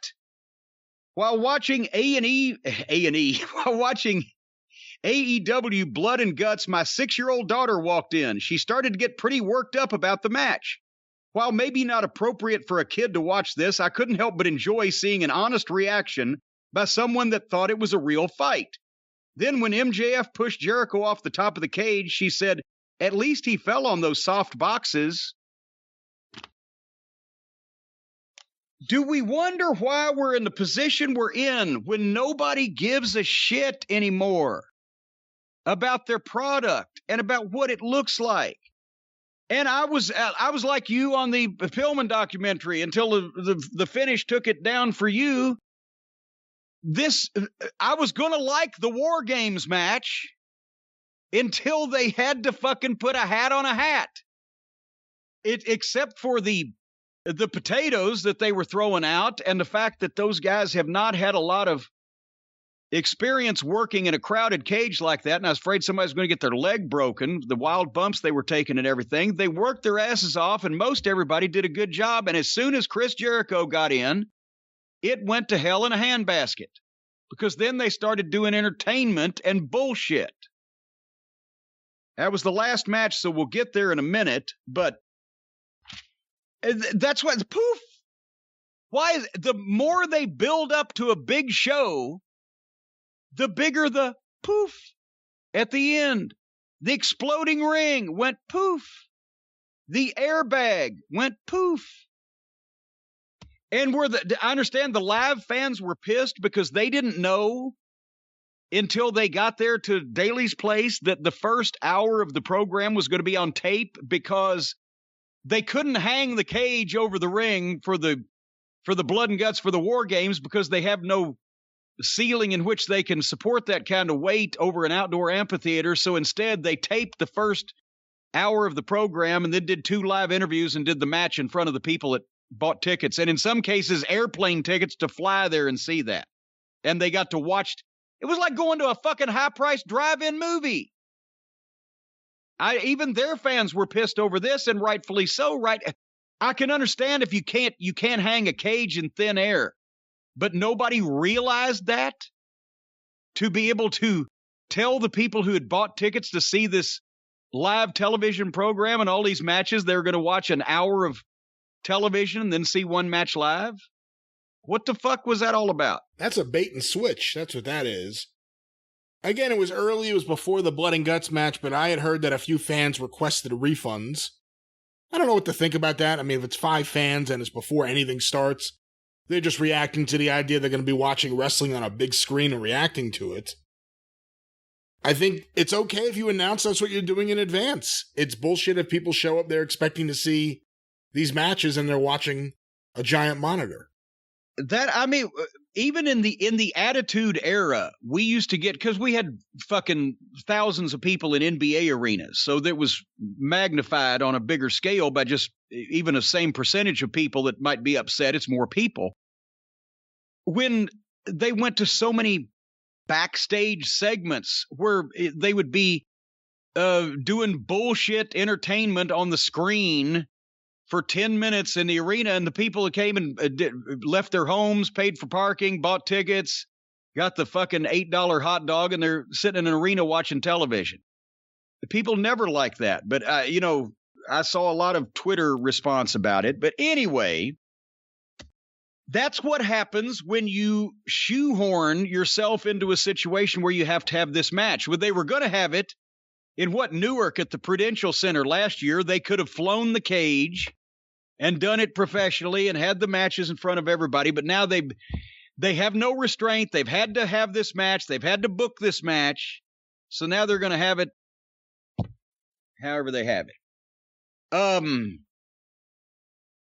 One would think, since they've promoted this so heavily, the War Games was a traditional draw. They've promised blood, everything they can do but drop the cow to hotshot a big show and a big number, etc. Why would you start the program that you should expect would be highly rated with a joke fucking angle with a non-wrestling comedy flunky?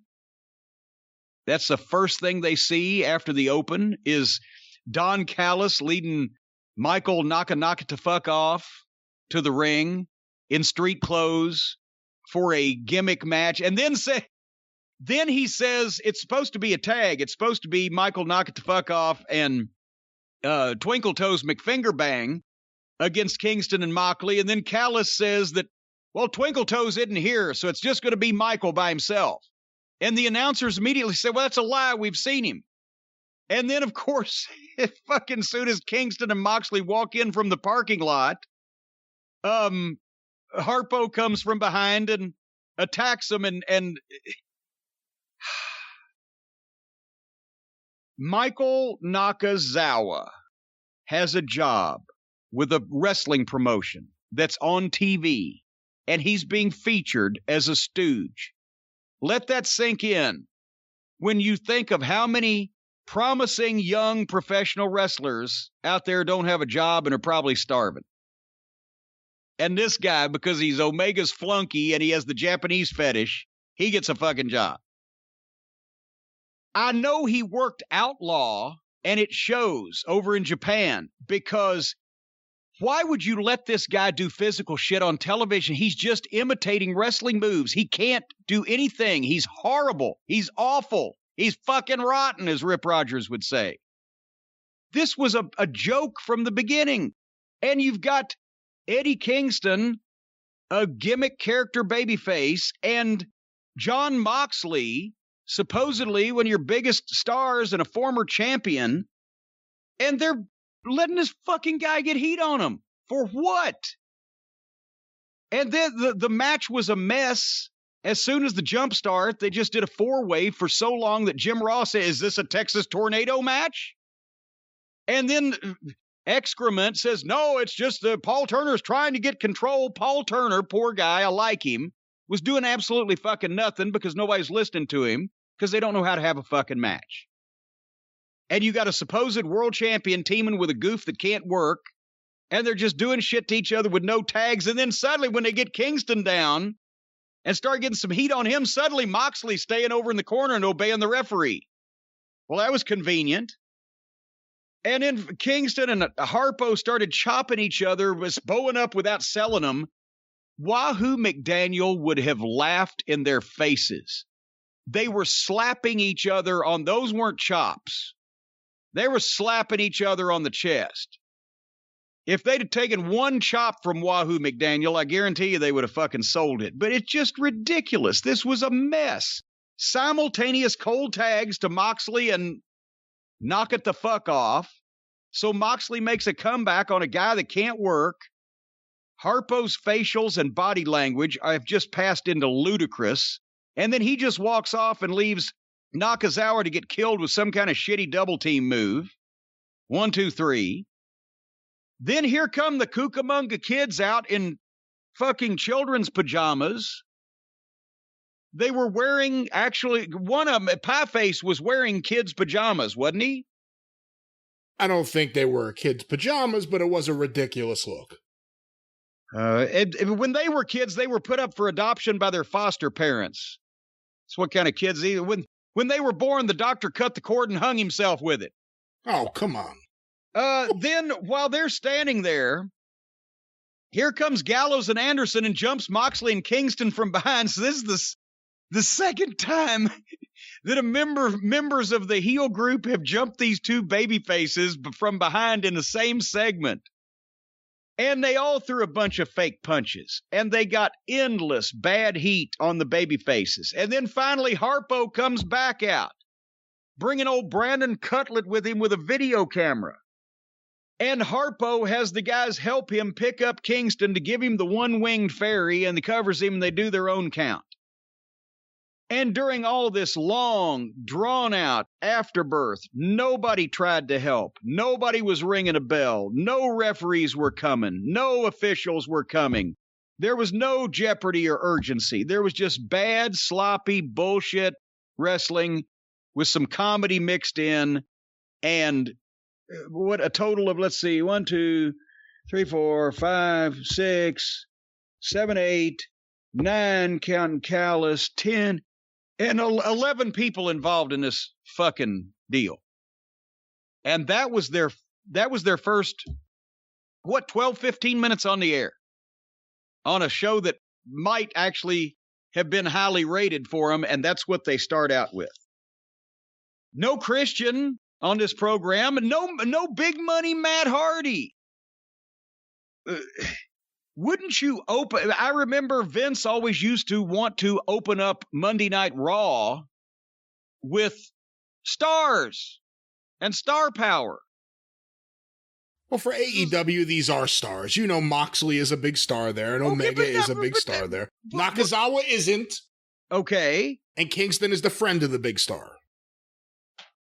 It's comedy. It's fucking underneath guys doing jack-off bullshit with people that are presented as main event guys, but are not over at that level because they're always in the middle of comedy bullshit with jack-offs. Anyway, any other thoughts on whatever the fuck that was? Not the way I would have started the show. It seemed like the beatdown at the end went on for forever. No one made the save. I have not been a fan of this Omega group with the Good Brothers and the Young Bucks, and beyond whatever I think of the Young Bucks matches, and at times I like them better than you do, just this whole thing isn't very good. And now poor Gallows, it looks like they're tanning him with iodine. I think he's doing that himself, if I had to guess. Fuck, somebody's got to be rubbing that on the far-reaching parts. But you can't tell me Gallows and Anderson bring anything to the table. No, I can't now. I would have thought they would. Well, see, they could if somebody in charge was in charge. You could. Yes, I don't think they could. Guys, I don't think they could. Those guys have some talent. They could certainly be doing better than they are now. But I don't think people would want to see them. I don't think those are guys that came off WWE TV and people said, you know what? I want to see more of them. I don't think so. I think it's the opposite. Yeah, that could be said about a lot of these people. Okay, the next match was Larry Zbyszko versus Bruno Sammartino, otherwise known as QT Marshall against Cody with Arn Anderson. The only thing they borrowed out of this was the angle. Because I don't know what... QT Marshall came out with all of his students and then sent them to the back. Comorado and Solo and a Go-Go. And my God, that sounds like a fucking voodoo chant. Comorado, Solo, a Go-Go. Comorado, Solo, a Go-Go, a poof. Anyway. So the heel comes out alone. Cody, the babyface, comes out with Arn in his corner. And guess what? It's a jump start. That makes 2 for 2. I wonder if there'll be an afterbirth. Cody does 2 moves, takes his weightlifting belt off, like he's going to fucking whip QT with it. Referee takes it away. They argue for a while, and then QT gets a weightlifting belt and whips Cody right in front of the referee, and there's no penalty. And then started some heat on him, and they go back and forth. They kept the pace up. It wasn't stupid. They weren't doing dives all over the place or cartwheels or whatever the fuck. But for the break spot, QT's out on the floor. He shoves Arn, and Arn just punches him, and they get in a fight. And the referees just run out. They don't disqualify Cody. They just run out and pull Arn off of him. That's a disqualification right there. You're done. But they just use it to go to the break. When they come back from the break on the other side, he's getting heat on Cody. And Cody made a comeback, except for the ridiculousness of having the manager actually punch the fucking guy right in front of the referee. This probably resembled a wrestling match more than most things you're going to see on this program. It wasn't a Cody classic, but it wasn't bad. But then all of a sudden they reversed a tombstone piledriver 4 times. And then Cody tombstone QT Marshall 1-2 kick out. So now tombstone piledriver's a kick out. And then Cody hits his crossroads, and it's a 2 count. I think that Cody thinks he's elevating guys that are not at his level by hitting his moves, and they kick out of them. His level. Well, let's face it. Whatever his level is, QT is not there. I'm not talking about, his fucking credit score on Scoremaster. I'm talking about whatever level that Cody is at as a wrestler. QT has not been pushed at anywhere near that level, nor had that much exposure, etc. So Cody's trying to get him over, bring him up. But all he does, because he does this with everybody he's in the ring with, it just shows that Cody can hit all of his stuff and not beat anybody the first time with it. Because it hadn't been working. He started working. All these guys started working like they were over to begin with. Anyway, somehow, after a tombstone for a 2 count and a crossroads for a 2 count. Cody put the figure 4 on QT and hard-weighed himself and busted his own eye open in the process. And I slow-moed it and tried to figure, and the only thing I can figure out is that when Cody went down and crossed that last leg, he somehow face-butted either QT's knee or boot and busted his own eye open. But there's no other way to explain it. It wasn't, obviously it wasn't intentional. And he just stepped into the figure 4 and sat back, and his eye was bleeding. So he dinged himself some way. And of course, QT taps out. And then here comes a go-go. Camarato solo a go-go. And he just conjured up out of thin air, and he gut-shotted Cody and put him down and buried him under the Union Jack flag, which, of course, was as much of an embarrassment as it was when they buried Cowboy Bill Watts under the Russian flag in Tulsa. Except it wasn't. Because are we still at war with the British? I guess. I was surprised to see the British flag placed over Cody. It's like putting the Canadian flag over somebody. Are they mad at anybody? No. They go back and they look at things that have been done and they go, oh, we'll do that. They don't understand that the burial under the Russian flag of the patriotic American worked because then Watts could quote Khrushchev when Khrushchev said to Kennedy, "We will bury you." And then he was buried under the Russian flag, the communist menace or whatever. Nice. Fuck. I guess this means that the fucking people at Nando's are going to have a ton of heat with fucking Cody after this. Those fucking British. What the? And they announced next week Cody will have a big announcement. I'm going to guess the big announcement is interrupted within 30 seconds by someone coming to the ring. Hopefully everything else they're going to have next week is interrupted within 30 seconds, because I heard them rattle off some of that shit. But Jane, we get a live interview with Jane next week. Could be Trainwreck Central again. All right. It's just the whole QT Cody thing.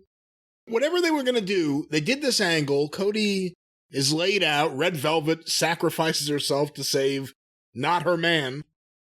And then for a few weeks, they start establishing QT's crew. Go-Go or Ogogo is knocking out people with his gut shot.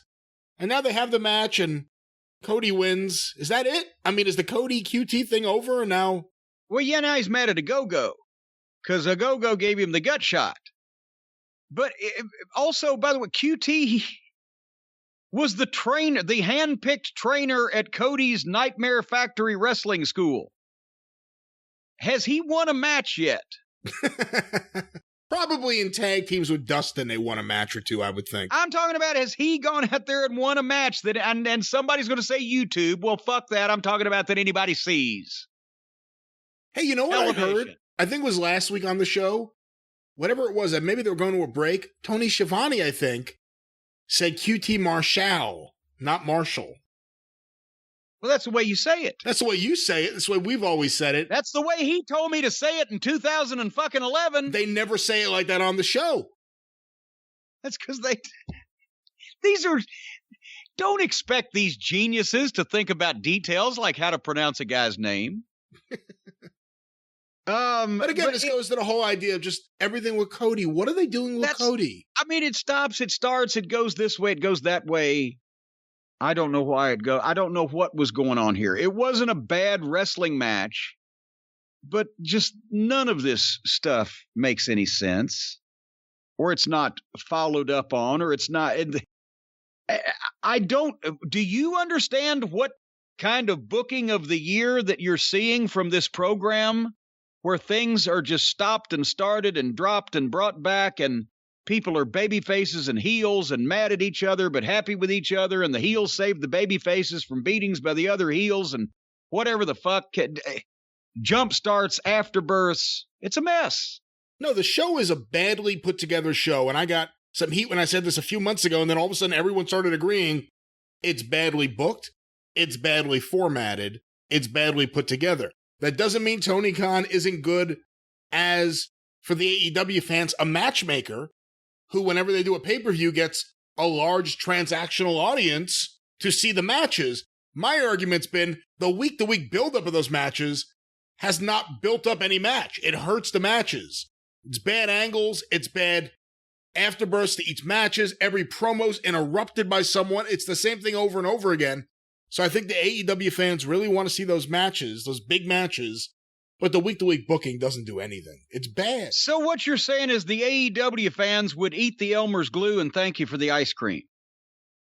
I didn't say that. I've never heard that expression before either. So I've said that before. I'm wrapping my head around that one. They would eat the Elmer's glue and thank you for the ice cream.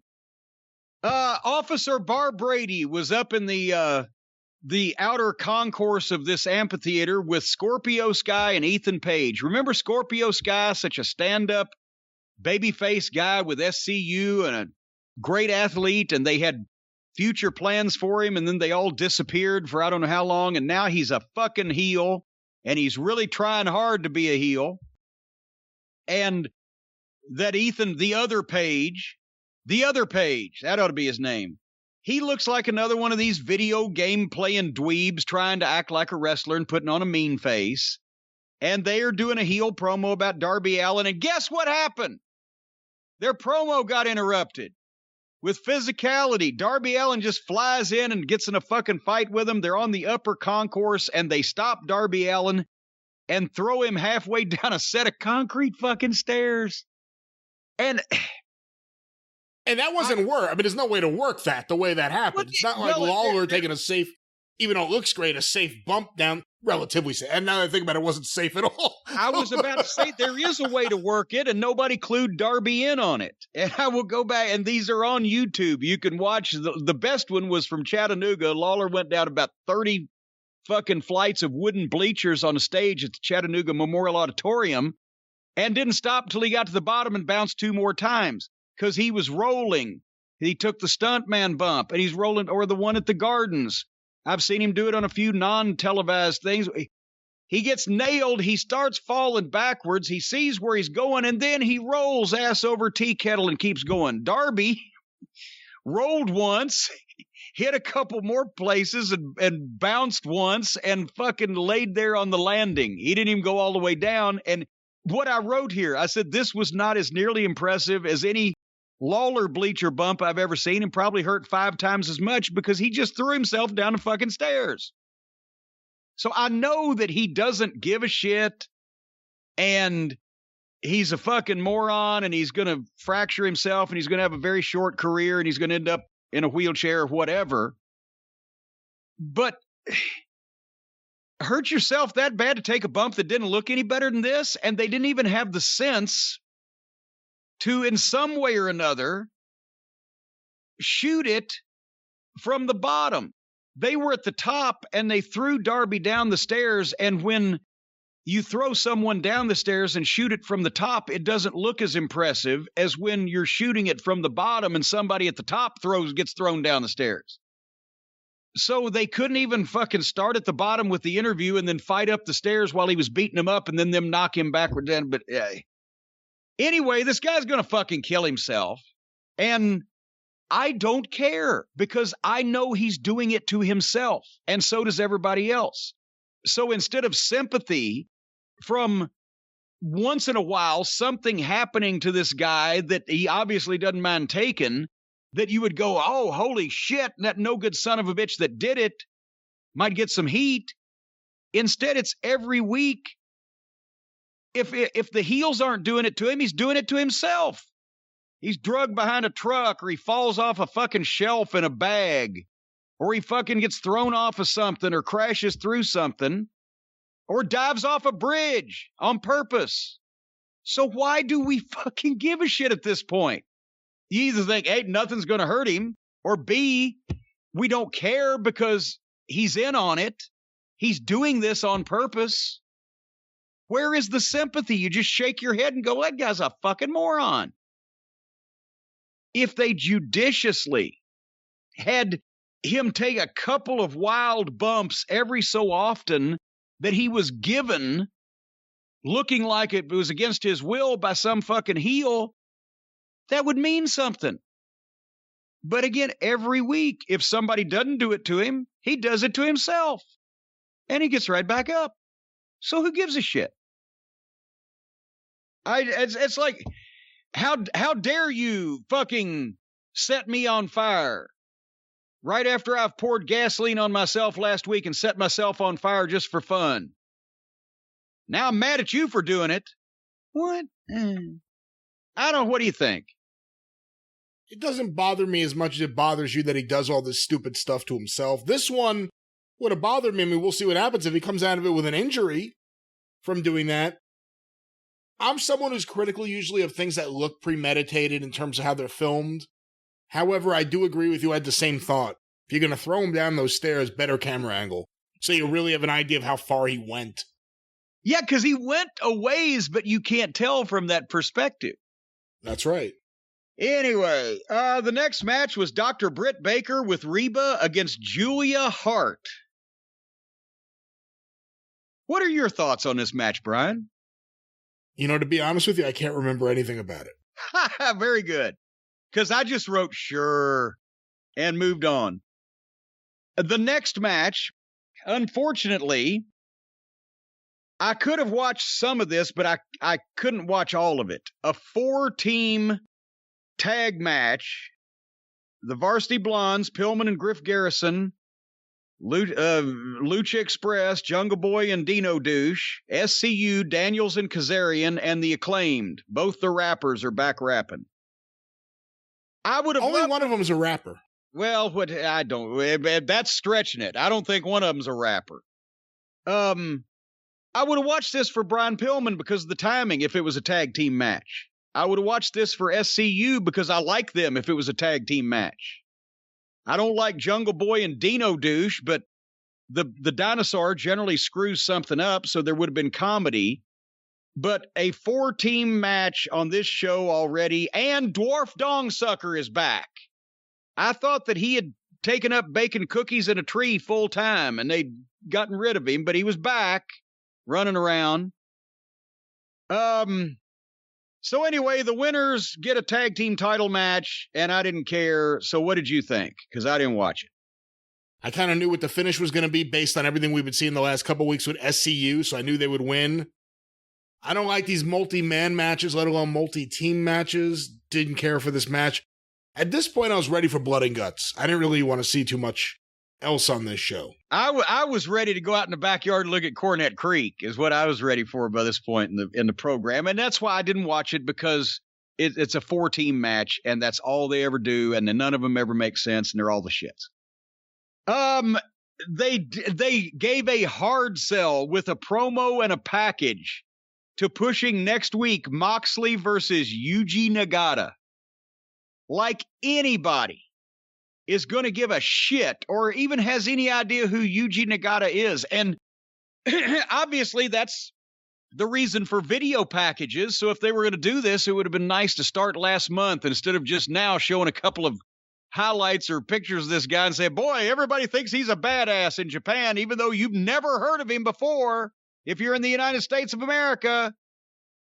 And his picture makes him look like Shinsuke Nakamura's fat uncle to begin with. And as the promo was more of Moxley's violence and bullshit. And here's the thing. I saw a preview. Guess who is on that episode of Dark Side of the Ring that doesn't have anything to do with wrestling next week that we were talking about the bank-addicted drug robber? There right there is Jon Moxley, one of the supposed biggest stars in real pro wrestling in the United States of America, fucking ranting and raving about how great the bank-addicted drug robber is, and that he had a match with him. They have footage of it long ago where he took a pizza cutter to his tongue. So I knew that I'd never liked Moxley, and I've grown to like him less every time I see him work and hear him talk. And somebody had told me that he started out in the garbage promotions. So I figured, okay, that's another reason that he doesn't have any idea of how to have a wrestling match. Now I know that not only does he start out there and he loved it, but secretly he wants to go back to having his garbage death matches. That's why he does it every time he gets a feature match, and he fucks that up for AEW. He's out there. If I was a billionaire owner of a wrestling promotion and this guy was my ex-WWE fucking superstar, former fucking champion, do you think I would want him on a documentary praising and talking good about a fucking drug addict, a bank robber, and a garbage deathmatch fuck? Jesus Christ. No wonder the kids getting in the business think that this shit's okay. Because people that they're supposed to look up to are glorifying this horse shit. So I don't like anything about Jon Moxley at all. I don't like the way he thinks. I don't like the way he works. I don't like the way he looks. I don't like the way he talks. He does a great promo if he looked like anybody else.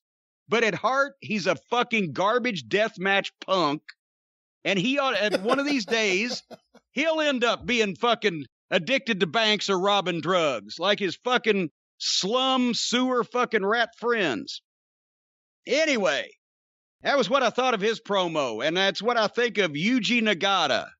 I think they ought to book Yuji Nagata or Nuji Yagata or whatever his name is with Michael Naka to fuck off and get rid of both of them. Good God. And then here's Tony Schiavone for a live interview next to the cage. Apparently they're giving something to the people in the audience instead of a taped show on the screen. But here comes Twinkle Toes McFingerbang out with, I think it was Nakazawa out there again or whatever. He made some more faces and he pointed and he tried to do a promo. His constipation faces were good, but otherwise he didn't say that much. Tony announces, and this is what you got to. Tony Schiavone announces it'll be Pac versus Pockets next week, and the winner gets the title shot at the pay-per-view. They are even teasing that Pockets would get a world title match on a pay-per-view. And so old Harpo tried to put Pac over and act like, he's not even thinking about Pockets because it's obviously it's a joke. The problem is they're not all in on it that Pockets is a joke. So Harpo's talking about him like he's a joke. And then Pockets comes out and as usual does nothing and says nothing. And Harpo made more faces and laughed at him. He's nobody. Okay, yes. You should laugh at him because he is nobody and he is a joke. But why are you putting your world champion in a joke situation? And he talked about kids dressing up as Pockets for their sock hops. Do you think Harpo is the biggest nerd on the planet for real? Do you think he is? No one's used the term sock hop in decades. He did. I'm telling you, he said that kids like to dress up as Pockets for their Halloween and for their sock hops. He's very big with the Bobby Soxers. I would say Harpo's a virgin. I know that he's had some kind of relations with some kind of species. Probably not any human women. But he's had relations with some things, so he can't be a virgin. But this guy's the biggest fucking goof on the planet. So the point is, finally, Harpo, the heel world champion, dresses Pockets down, the comedy joke wrestler, pulls his designer sunglasses off, gives them to Naka to fuck off. This all went forever. It would not stop. And basically just told Pockets he was a piece of shit, stole his glasses, put them on his stooge, and they laughed in Pockets' face and walked off. And Pockets said and did nothing. What a fucking babyface. If you had done that on television to any babyface in any wrestling promotion up until, say, 10 years ago, that would have probably indicated that they were being fired immediately afterwards. Because he just looked like a complete dick. He stood there and said and did nothing about his browbeating and tongue lashing from the fucking heel.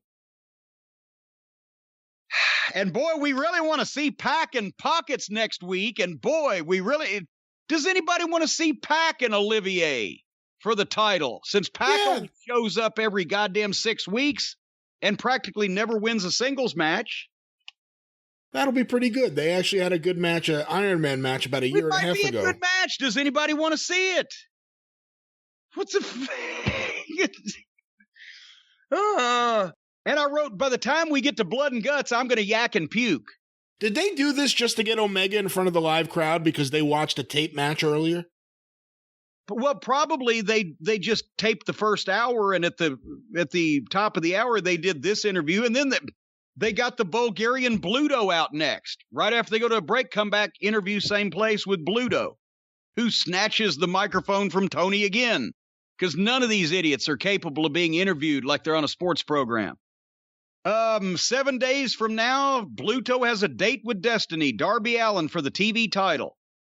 And they tried to explain a no forfeit rule. Tony tried to explain it, but Bluto cut him off, and since English is his at least third language, they never really got that point made, but if you knew what they were trying to say, you got it. With Bluto here, he was being mean and a brute and yelling and physically, domineering. Imagine if he had started like this. He might be worth something now. Instead of being a joke in a fucking joke wedding in a pink Minnie Mouse t-shirt and hanging around with, Pip Sabian, the delinquent middle schooler, and his virginal princess bride for 6 months, and now he becomes a Bulgarian monster. What the fuck? Have they just figured this out? You think they're going to put the TNT title on him? Who gives a shit? I don't care. Nobody. You can't predict this booking because it doesn't make any sense anyway. So it's not like you can predict it. I mean, I could say, yeah, I'll walk out on my front porch tomorrow and there'll be a pink rhinoceros sitting there in a ballet tutu. Most people would say that would be hyperbole, but on this program, it could possibly happen. It still wouldn't make any sense. Anyway, we got to Blood and Guts. The pinnacle and the dinner circle, the big showdown between these two teams that have never faced each other before, and one group didn't exist 5 weeks ago. And we now have the ultimate showdown. And I realized this is why I figured when you can't predict AEW. Has it ever happened that the heel team won War Games? I'm thinking. They won in 91. Okay, I wasn't around then. Horseman versus Sting, Steiners, and Pillman. That's right. They beat poor Pillman when Sid powerbombed him on his head. And remember Sid took Bryan up for the powerbomb, but he was so stupid he didn't realize there was a roof on the cage, and Bryan's feet hit and stopped his upward trajectory, and Sid just dropped him right on his head. Hence the roof of this Blood and Guts cage was far away from where Sid Vicious could powerbomb someone. Yeah, well, and that was an improvement, because that same thing that happened to JJ in the very first War Games in '87 in Atlanta. The finish was going to be the Road Warriors giving the Doomsday Device to JJ off the top, but the cage roof was so low that Hawk came off at a different trajectory to try to get the clothesline in, and Animal couldn't get him turned right, and JJ went down sideways on his shoulder, separated the shoulder bad, had to get flown back to Charlotte, had immediate surgery on it. So anyway, at least they raised the roof. They raised the roof, just not with the people on this one. I will say, I thought the look was great. I thought the cage looked really good. I'm glad they had a roof on it. Yeah. I like the height of it. I thought in terms of the appearance, it looked really good. They got it right. They got a bunch right here. They got a few segments right until it all went south. The cage looked great, as you said. They explained the rules. They were doing the legitimate rules. There's no way the match can end until everybody's in, and then it's submission or surrender, no pinfalls. Dax and Sammy Guevara starting was perfect. Because Dax is Arn Anderson, and that was Arn's spot to start, the best workers start. And this was a, prime example of that. And they opened up at 100 miles an hour with wrestling spots and then fighting, but they kept the pace up, and Dax was bumping like crazy. And then Sammy runs Dax into the cage for his color. And thank God they had blood in a cage match. As I've mentioned, it's the low-fat Twinkie rule. If you can't eat the fat, don't eat the Twinkie. If you can't have blood, don't have a cage match. I see people say, oh, they shouldn't have blood in this day and age. What the fuck? This is not a bank-addicted drug robber in some fucking outlaw garbage show in New Jersey in somebody's backyard slicing up some other fucking moron.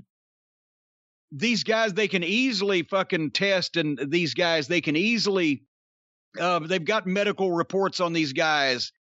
And I don't think either one of these guys are out there doing garbage matches in fucking, combat zone wrestling or some shit like that. So, no, I'd a whole lot rather get juice than almost anything these guys do.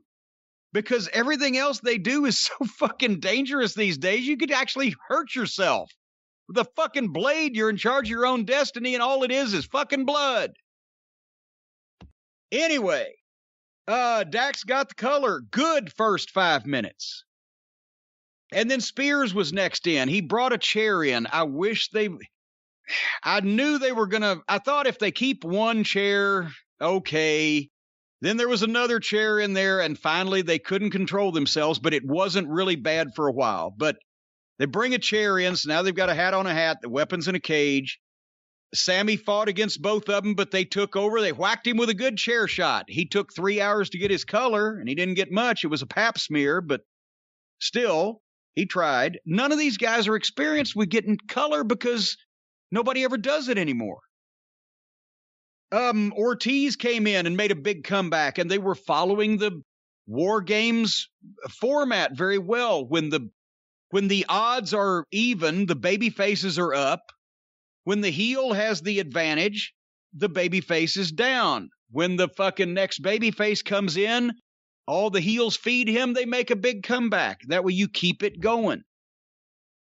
Ortiz brought another chair in, but they had a big brawl. They tried to get a little fancy.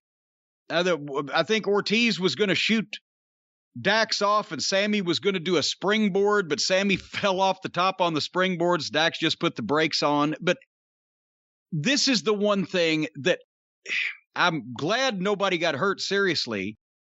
But when the ring starts getting filled up like that, or the rings, or everybody's into one ring, and you've got the cage already, and you got weapons, and you're trying to do springboards into double teams. It's busy in there. And slow down and keep it a little bit more basic, and shit, you won't end up falling on your ass in front of somebody, in front of God and everybody on national TV.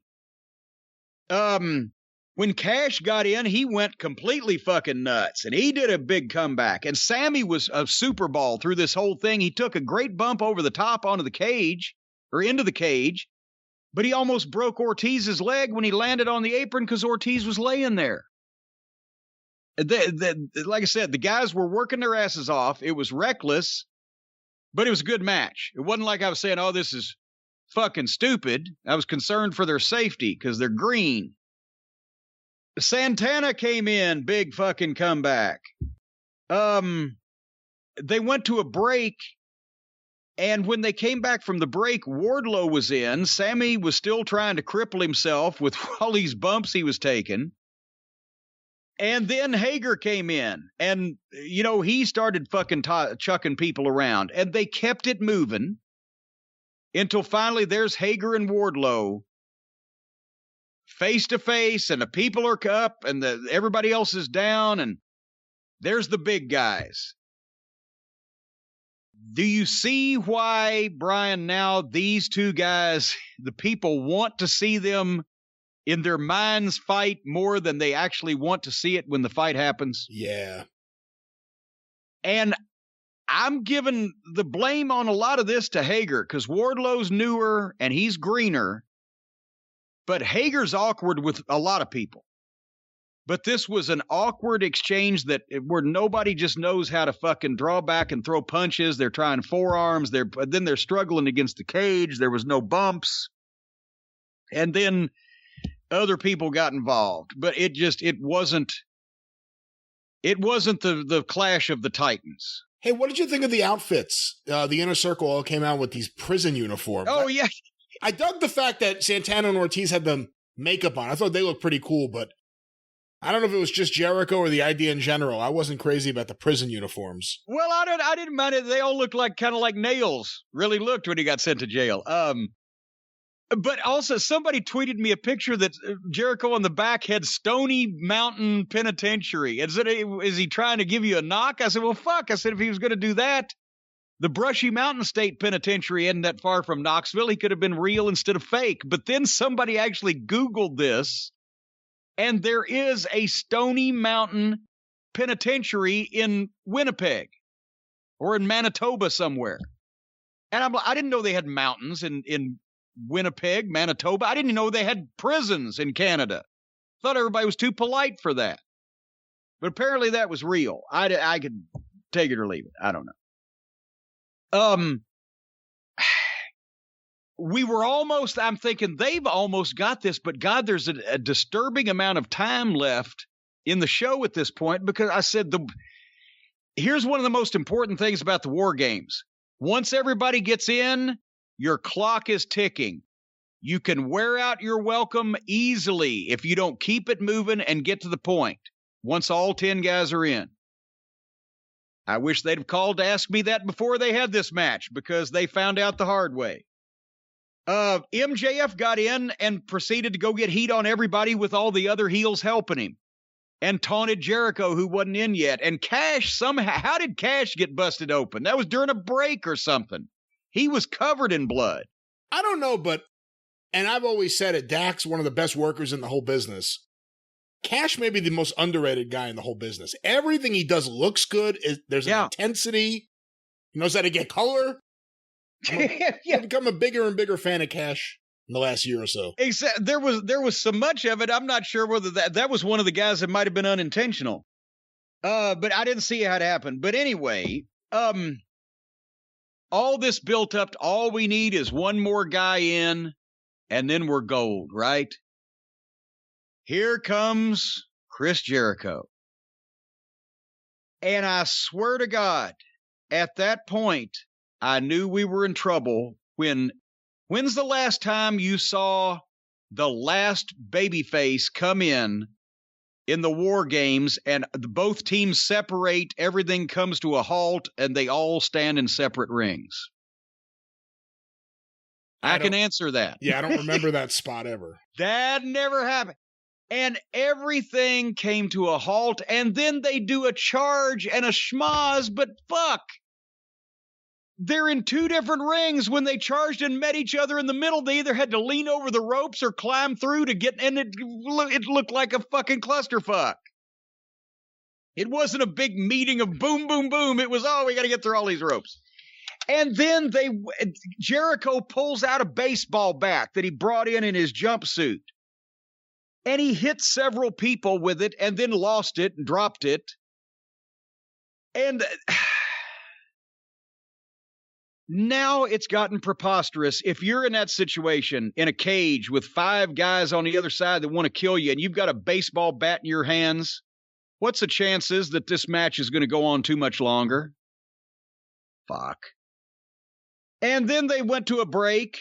And when they came back from the break, they had pulled up the canvas and the padding on one of the rings, and they're giving pile drivers on the wood.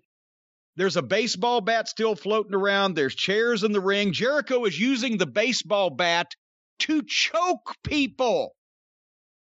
It seemed to me that Jericho, not even talking about the bump at the end, that Jericho was, I don't want to say putting in the least effort, but he didn't bring anywhere near the intensity everyone else brought to this match. He looked blown up, except he hadn't been in there long enough to be blown up. At one point, he was just walking around asking Aubrey Edwards shit on the floor.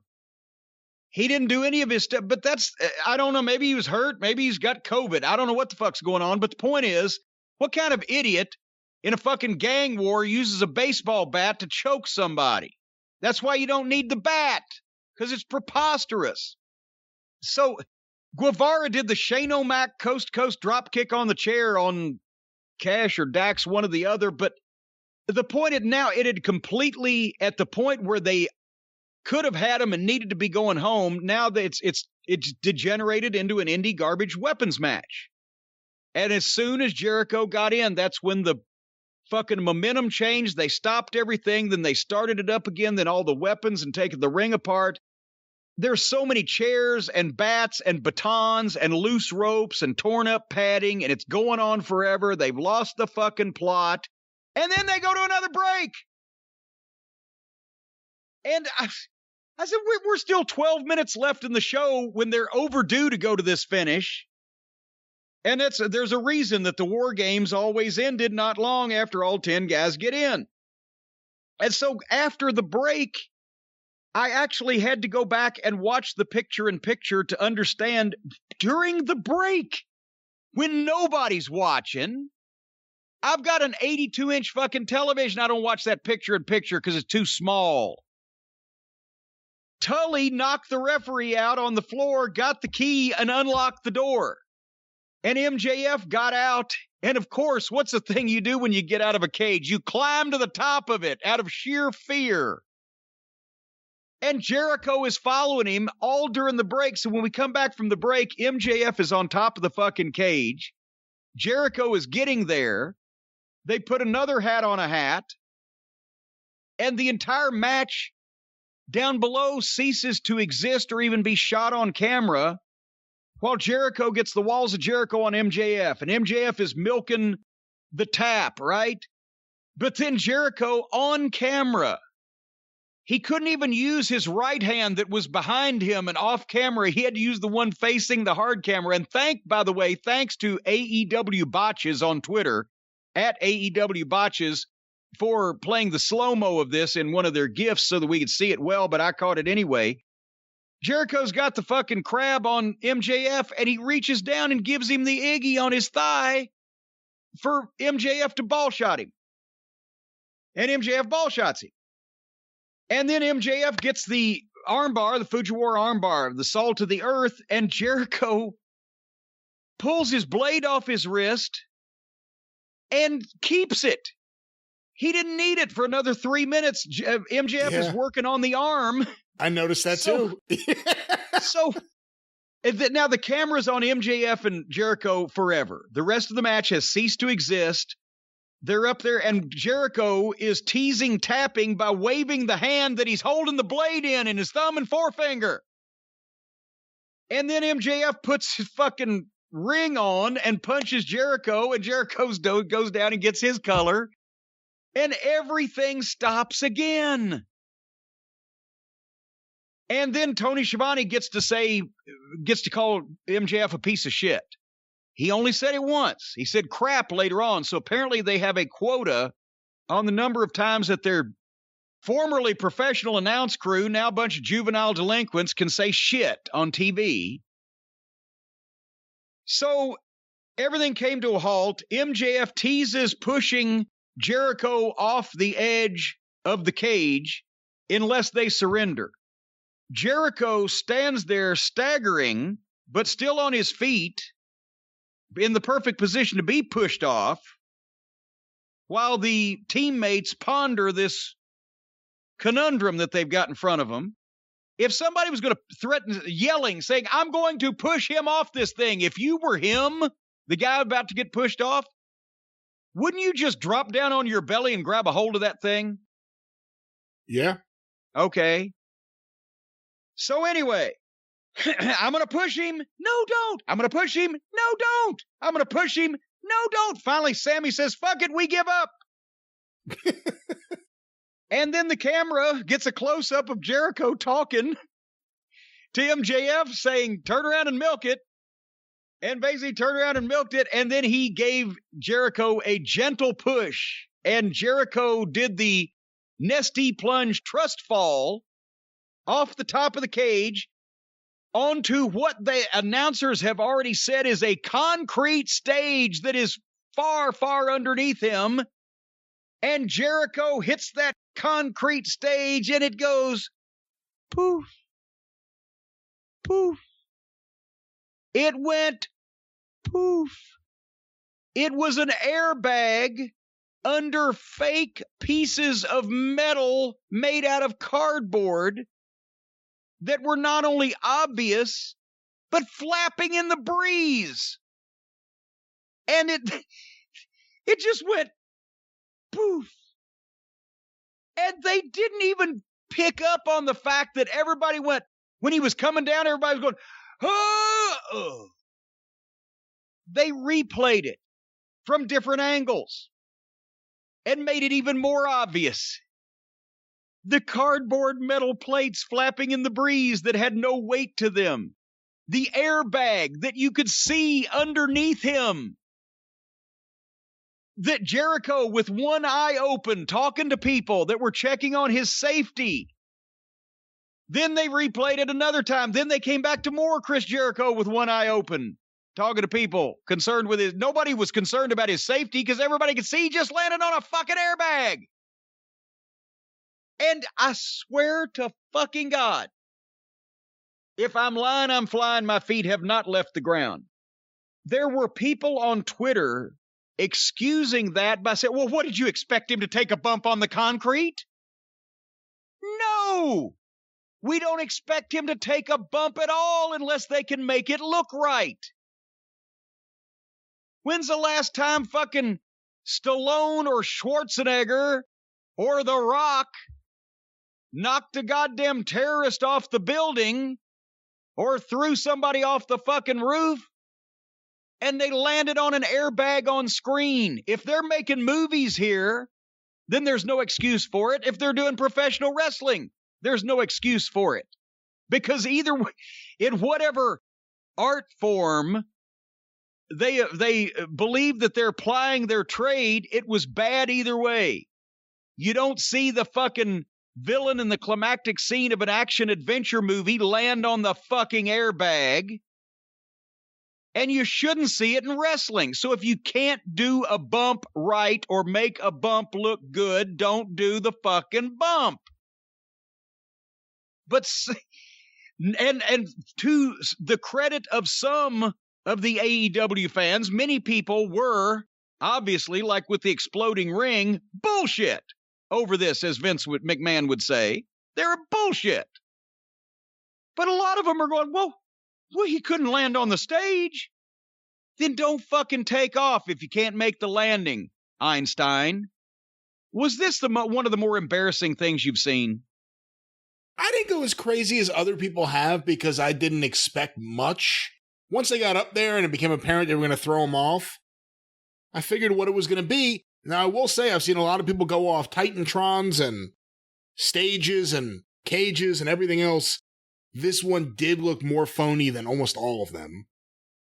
It didn't help that when the camera showing Jericho laying there on top of the fake metal, pretending he's dead, you could see him talking to the referees around him and opening one eye and like trying to see what's going on. I mean, that didn't need to be on camera.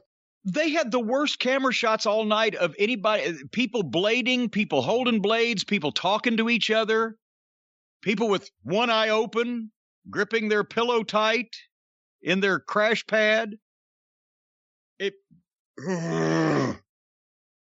Everybody that saw that's not an AEW lunatic mark that just believes they can do no wrong, laughed.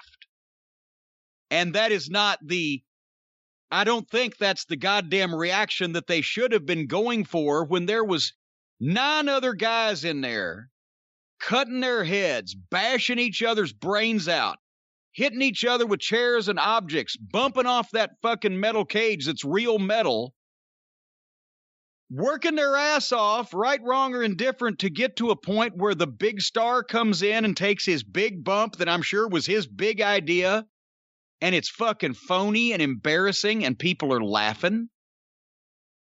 He just shit all over those guys and everything they did. And that's ridiculous. He even took the fall like it was a goddamn a trust fall. Okay, I'm going to freeze just like this. He's landing on a fucking airbag to begin with, and he's still fucking I'm just going to fall straight back and keep my arms in. The fuck, you can see Vince McMahon at 75 years old doing that as a run through and popping up and smiling. I don't understand how the fuck they think that this is going to go anywhere with this thing. If every time they build a big match or a big moment or a big whatever, it's a popcorn fart. Exploding ring poof, airbag poof. This is not the first airbag they've used, but this really looked bad. Who was it? Moxley and Twinkle Toes had some kind of airbag deal they did a while back, and that looked equally stupid. But every time they advertise something major, the last thought that most people have of it is, what the fuck was that? Are they serious? So I don't see why who could not be offended. I know you saw it coming, so you just rolled your eyes, but who could not be offended by that as the finish of a major blood and guts match? And a guy falls onto a crash pad.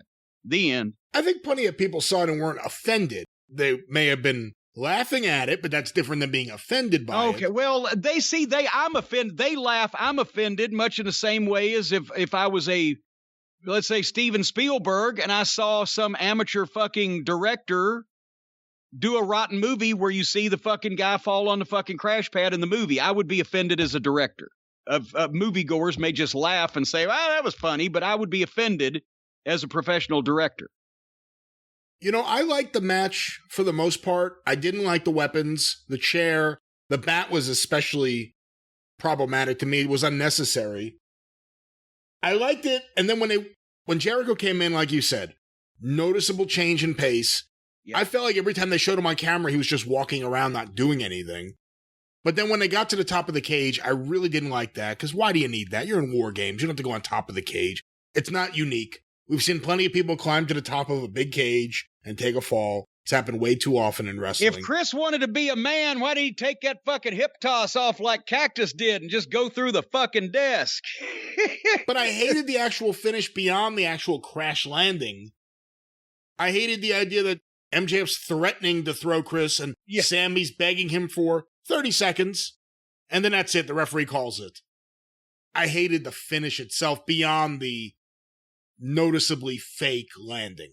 Well, and see, there's the problem they booked themselves into. How do the heels win the ultimate blow-off match and there are no rules? They can't cheat because there's no rules. So you have to get creative, which everybody involved in this fucking venture has they don't have a hard time being creative. They just have a hard time with good shit. They're creative out their ass constantly. And it smells like it came out of their ass, too. But now then the problem becomes, okay, at first we were saying, well, how the fuck they're going to beat the heels in their first match together? Because the heels never win War Games. It's the ultimate blow-off match. Okay, they solved that problem. They swerved us there. The heels won the War Games. Now how are the babyfaces going to get even? What's a more ultimate blow-off match than the War Games? How's now they've got to figure out, well, what the fuck do we do? Is it napalm or a live hand grenade and we pull the pin and, stick it in each other's fucking tights? I don't fucking know. But this is the goddamnedest program I've ever seen. We suddenly have a network TV War Games main event between the former top heel team and a new top heel team that wasn't a group 5 weeks ago, and the first match that they ever have all in together with each other is a War Games match, and the heels win that. So it's anybody's guess where this is going to end up, and I guess that's what they're going for. They don't want anybody to be able to guess where it's going to end up, and just that little pesky thing about any of this shit making sense that provides the fly in their ointment. Any closing thoughts on Blood and Guts? I wasn't as offended or bothered by the finish, but I didn't like the finish for the reasons I said before, and of course the ridiculous fake crash landing. Lots of blades. I don't know if I've ever noticed as many live when watching a match before I rewound it and watched again. Well, see, and that's another thing. When you've got magicians that have only done the make a quarter disappear trick twice in their life, they're not as good as making that quarter disappear as the ones that have been doing it for 30 years. Beyond that, overall, I thought AEW did a good job with War Games. If you could overlook the finish. Yeah. That's what's it. The first 9 guys, I was with them. It wasn't until Jericho got in and the whole tenor and tone of the match and pace of the match and everything changed and they started doing the entertainment gaga portion instead of the slobber knocker that they were having. I would have, all they had to do was once Jericho got in, do another 4 or 5 fucking minutes. Leave part of the ring intact and fucking do a goddamn finish. But instead, they go another 15 or whatever and do that stupid shit off the roof and expose their crash pad. I haven't even given any thought whatsoever to how the heels might have won, but one seems to think that because Tully had already interfered and gotten the key from the referee, and Tully was a wild card, crazy thought, could not the manager have done something that fucked one of the baby faces so that the heels could go over in the middle of the ring? Just me. And the guy wouldn't be able to surrender, but if he was passed out, then that would be the same thing. The referee could fucking call it. And then somebody's going to say, oh, no, wait. If it's an I quit match, the unconscious guy can't lose because he's knocked out and he can't say I quit. Fuck you. Live in the real world. Don't tell me made up wrestling rules from the past 5 years that have never been in effect before. But I don't know. I don't know what the fuck. They almost had it. The rest of the show mostly was dreck, but they really did a good job with that one until they changed the tone of the whole thing at the end. And then had to insist on telling everybody how phony they are at the last thing that you see on the way out. They got a pay-per-view in 3 weeks? I think so, the end of the month, yeah. Maybe we will get to see Pockets versus Moxley. No, Omega. Or Omega, not Pockets and Omega. I hope so. I can only imagine the constipated faces he's going to make when, incredulously, this man puts his hands in his pockets. We've never seen them interact in the ring before. Oh, I just can't wait because of the one-liners they're going to give me without me even trying. But obviously, they're going to go for Olivier and Pac, but they're trying to get some kind of hoo-ha on TV, and they think that Pockets draws TV ratings. So that'll be next week, and they'll fuck him off some kind of way. But I don't... is anybody clamoring, besides the fact that it might be a good match to some people, is anybody clamoring to see Pac against Kenny Olivier because of the fact that Pac is almost never there and he almost never wins a single match, and they ain't switching the belt to Pac? It's just a pay-per-view throwaway match, and why would you throw away matches on pay-per-view? I don't think there's a single match AEW fans are really clamoring for Kenny Omega to have right now. He's not really... No, because he's already had, even if you're a big AEW fan, he's had the feud with Moxley. You've seen that match several times. Cody's a non-entity. Who else? Everything else is about a faction or a tag team, it seems. Realistically, take Omega out of the equation because your hatred for him. Who else is there that's been put in that title picture that you'd really want to see Omega in there with? Miro, Brian Cage? I'm just trying to think of who's been in the singles. Darby Allin? Who? So for the first time in history, they actually have booked themselves into a position that no other wrestling promotion ever in the world has been in, where they have a world champion and have absolutely nobody for him to wrestle that people give a shit about, that he has not already done. Interesting. All righty. I guess we'll do it again next week with more on everything and less on some things. Closing thoughts, Brian? We will see you on the drive-thru on Tuesday.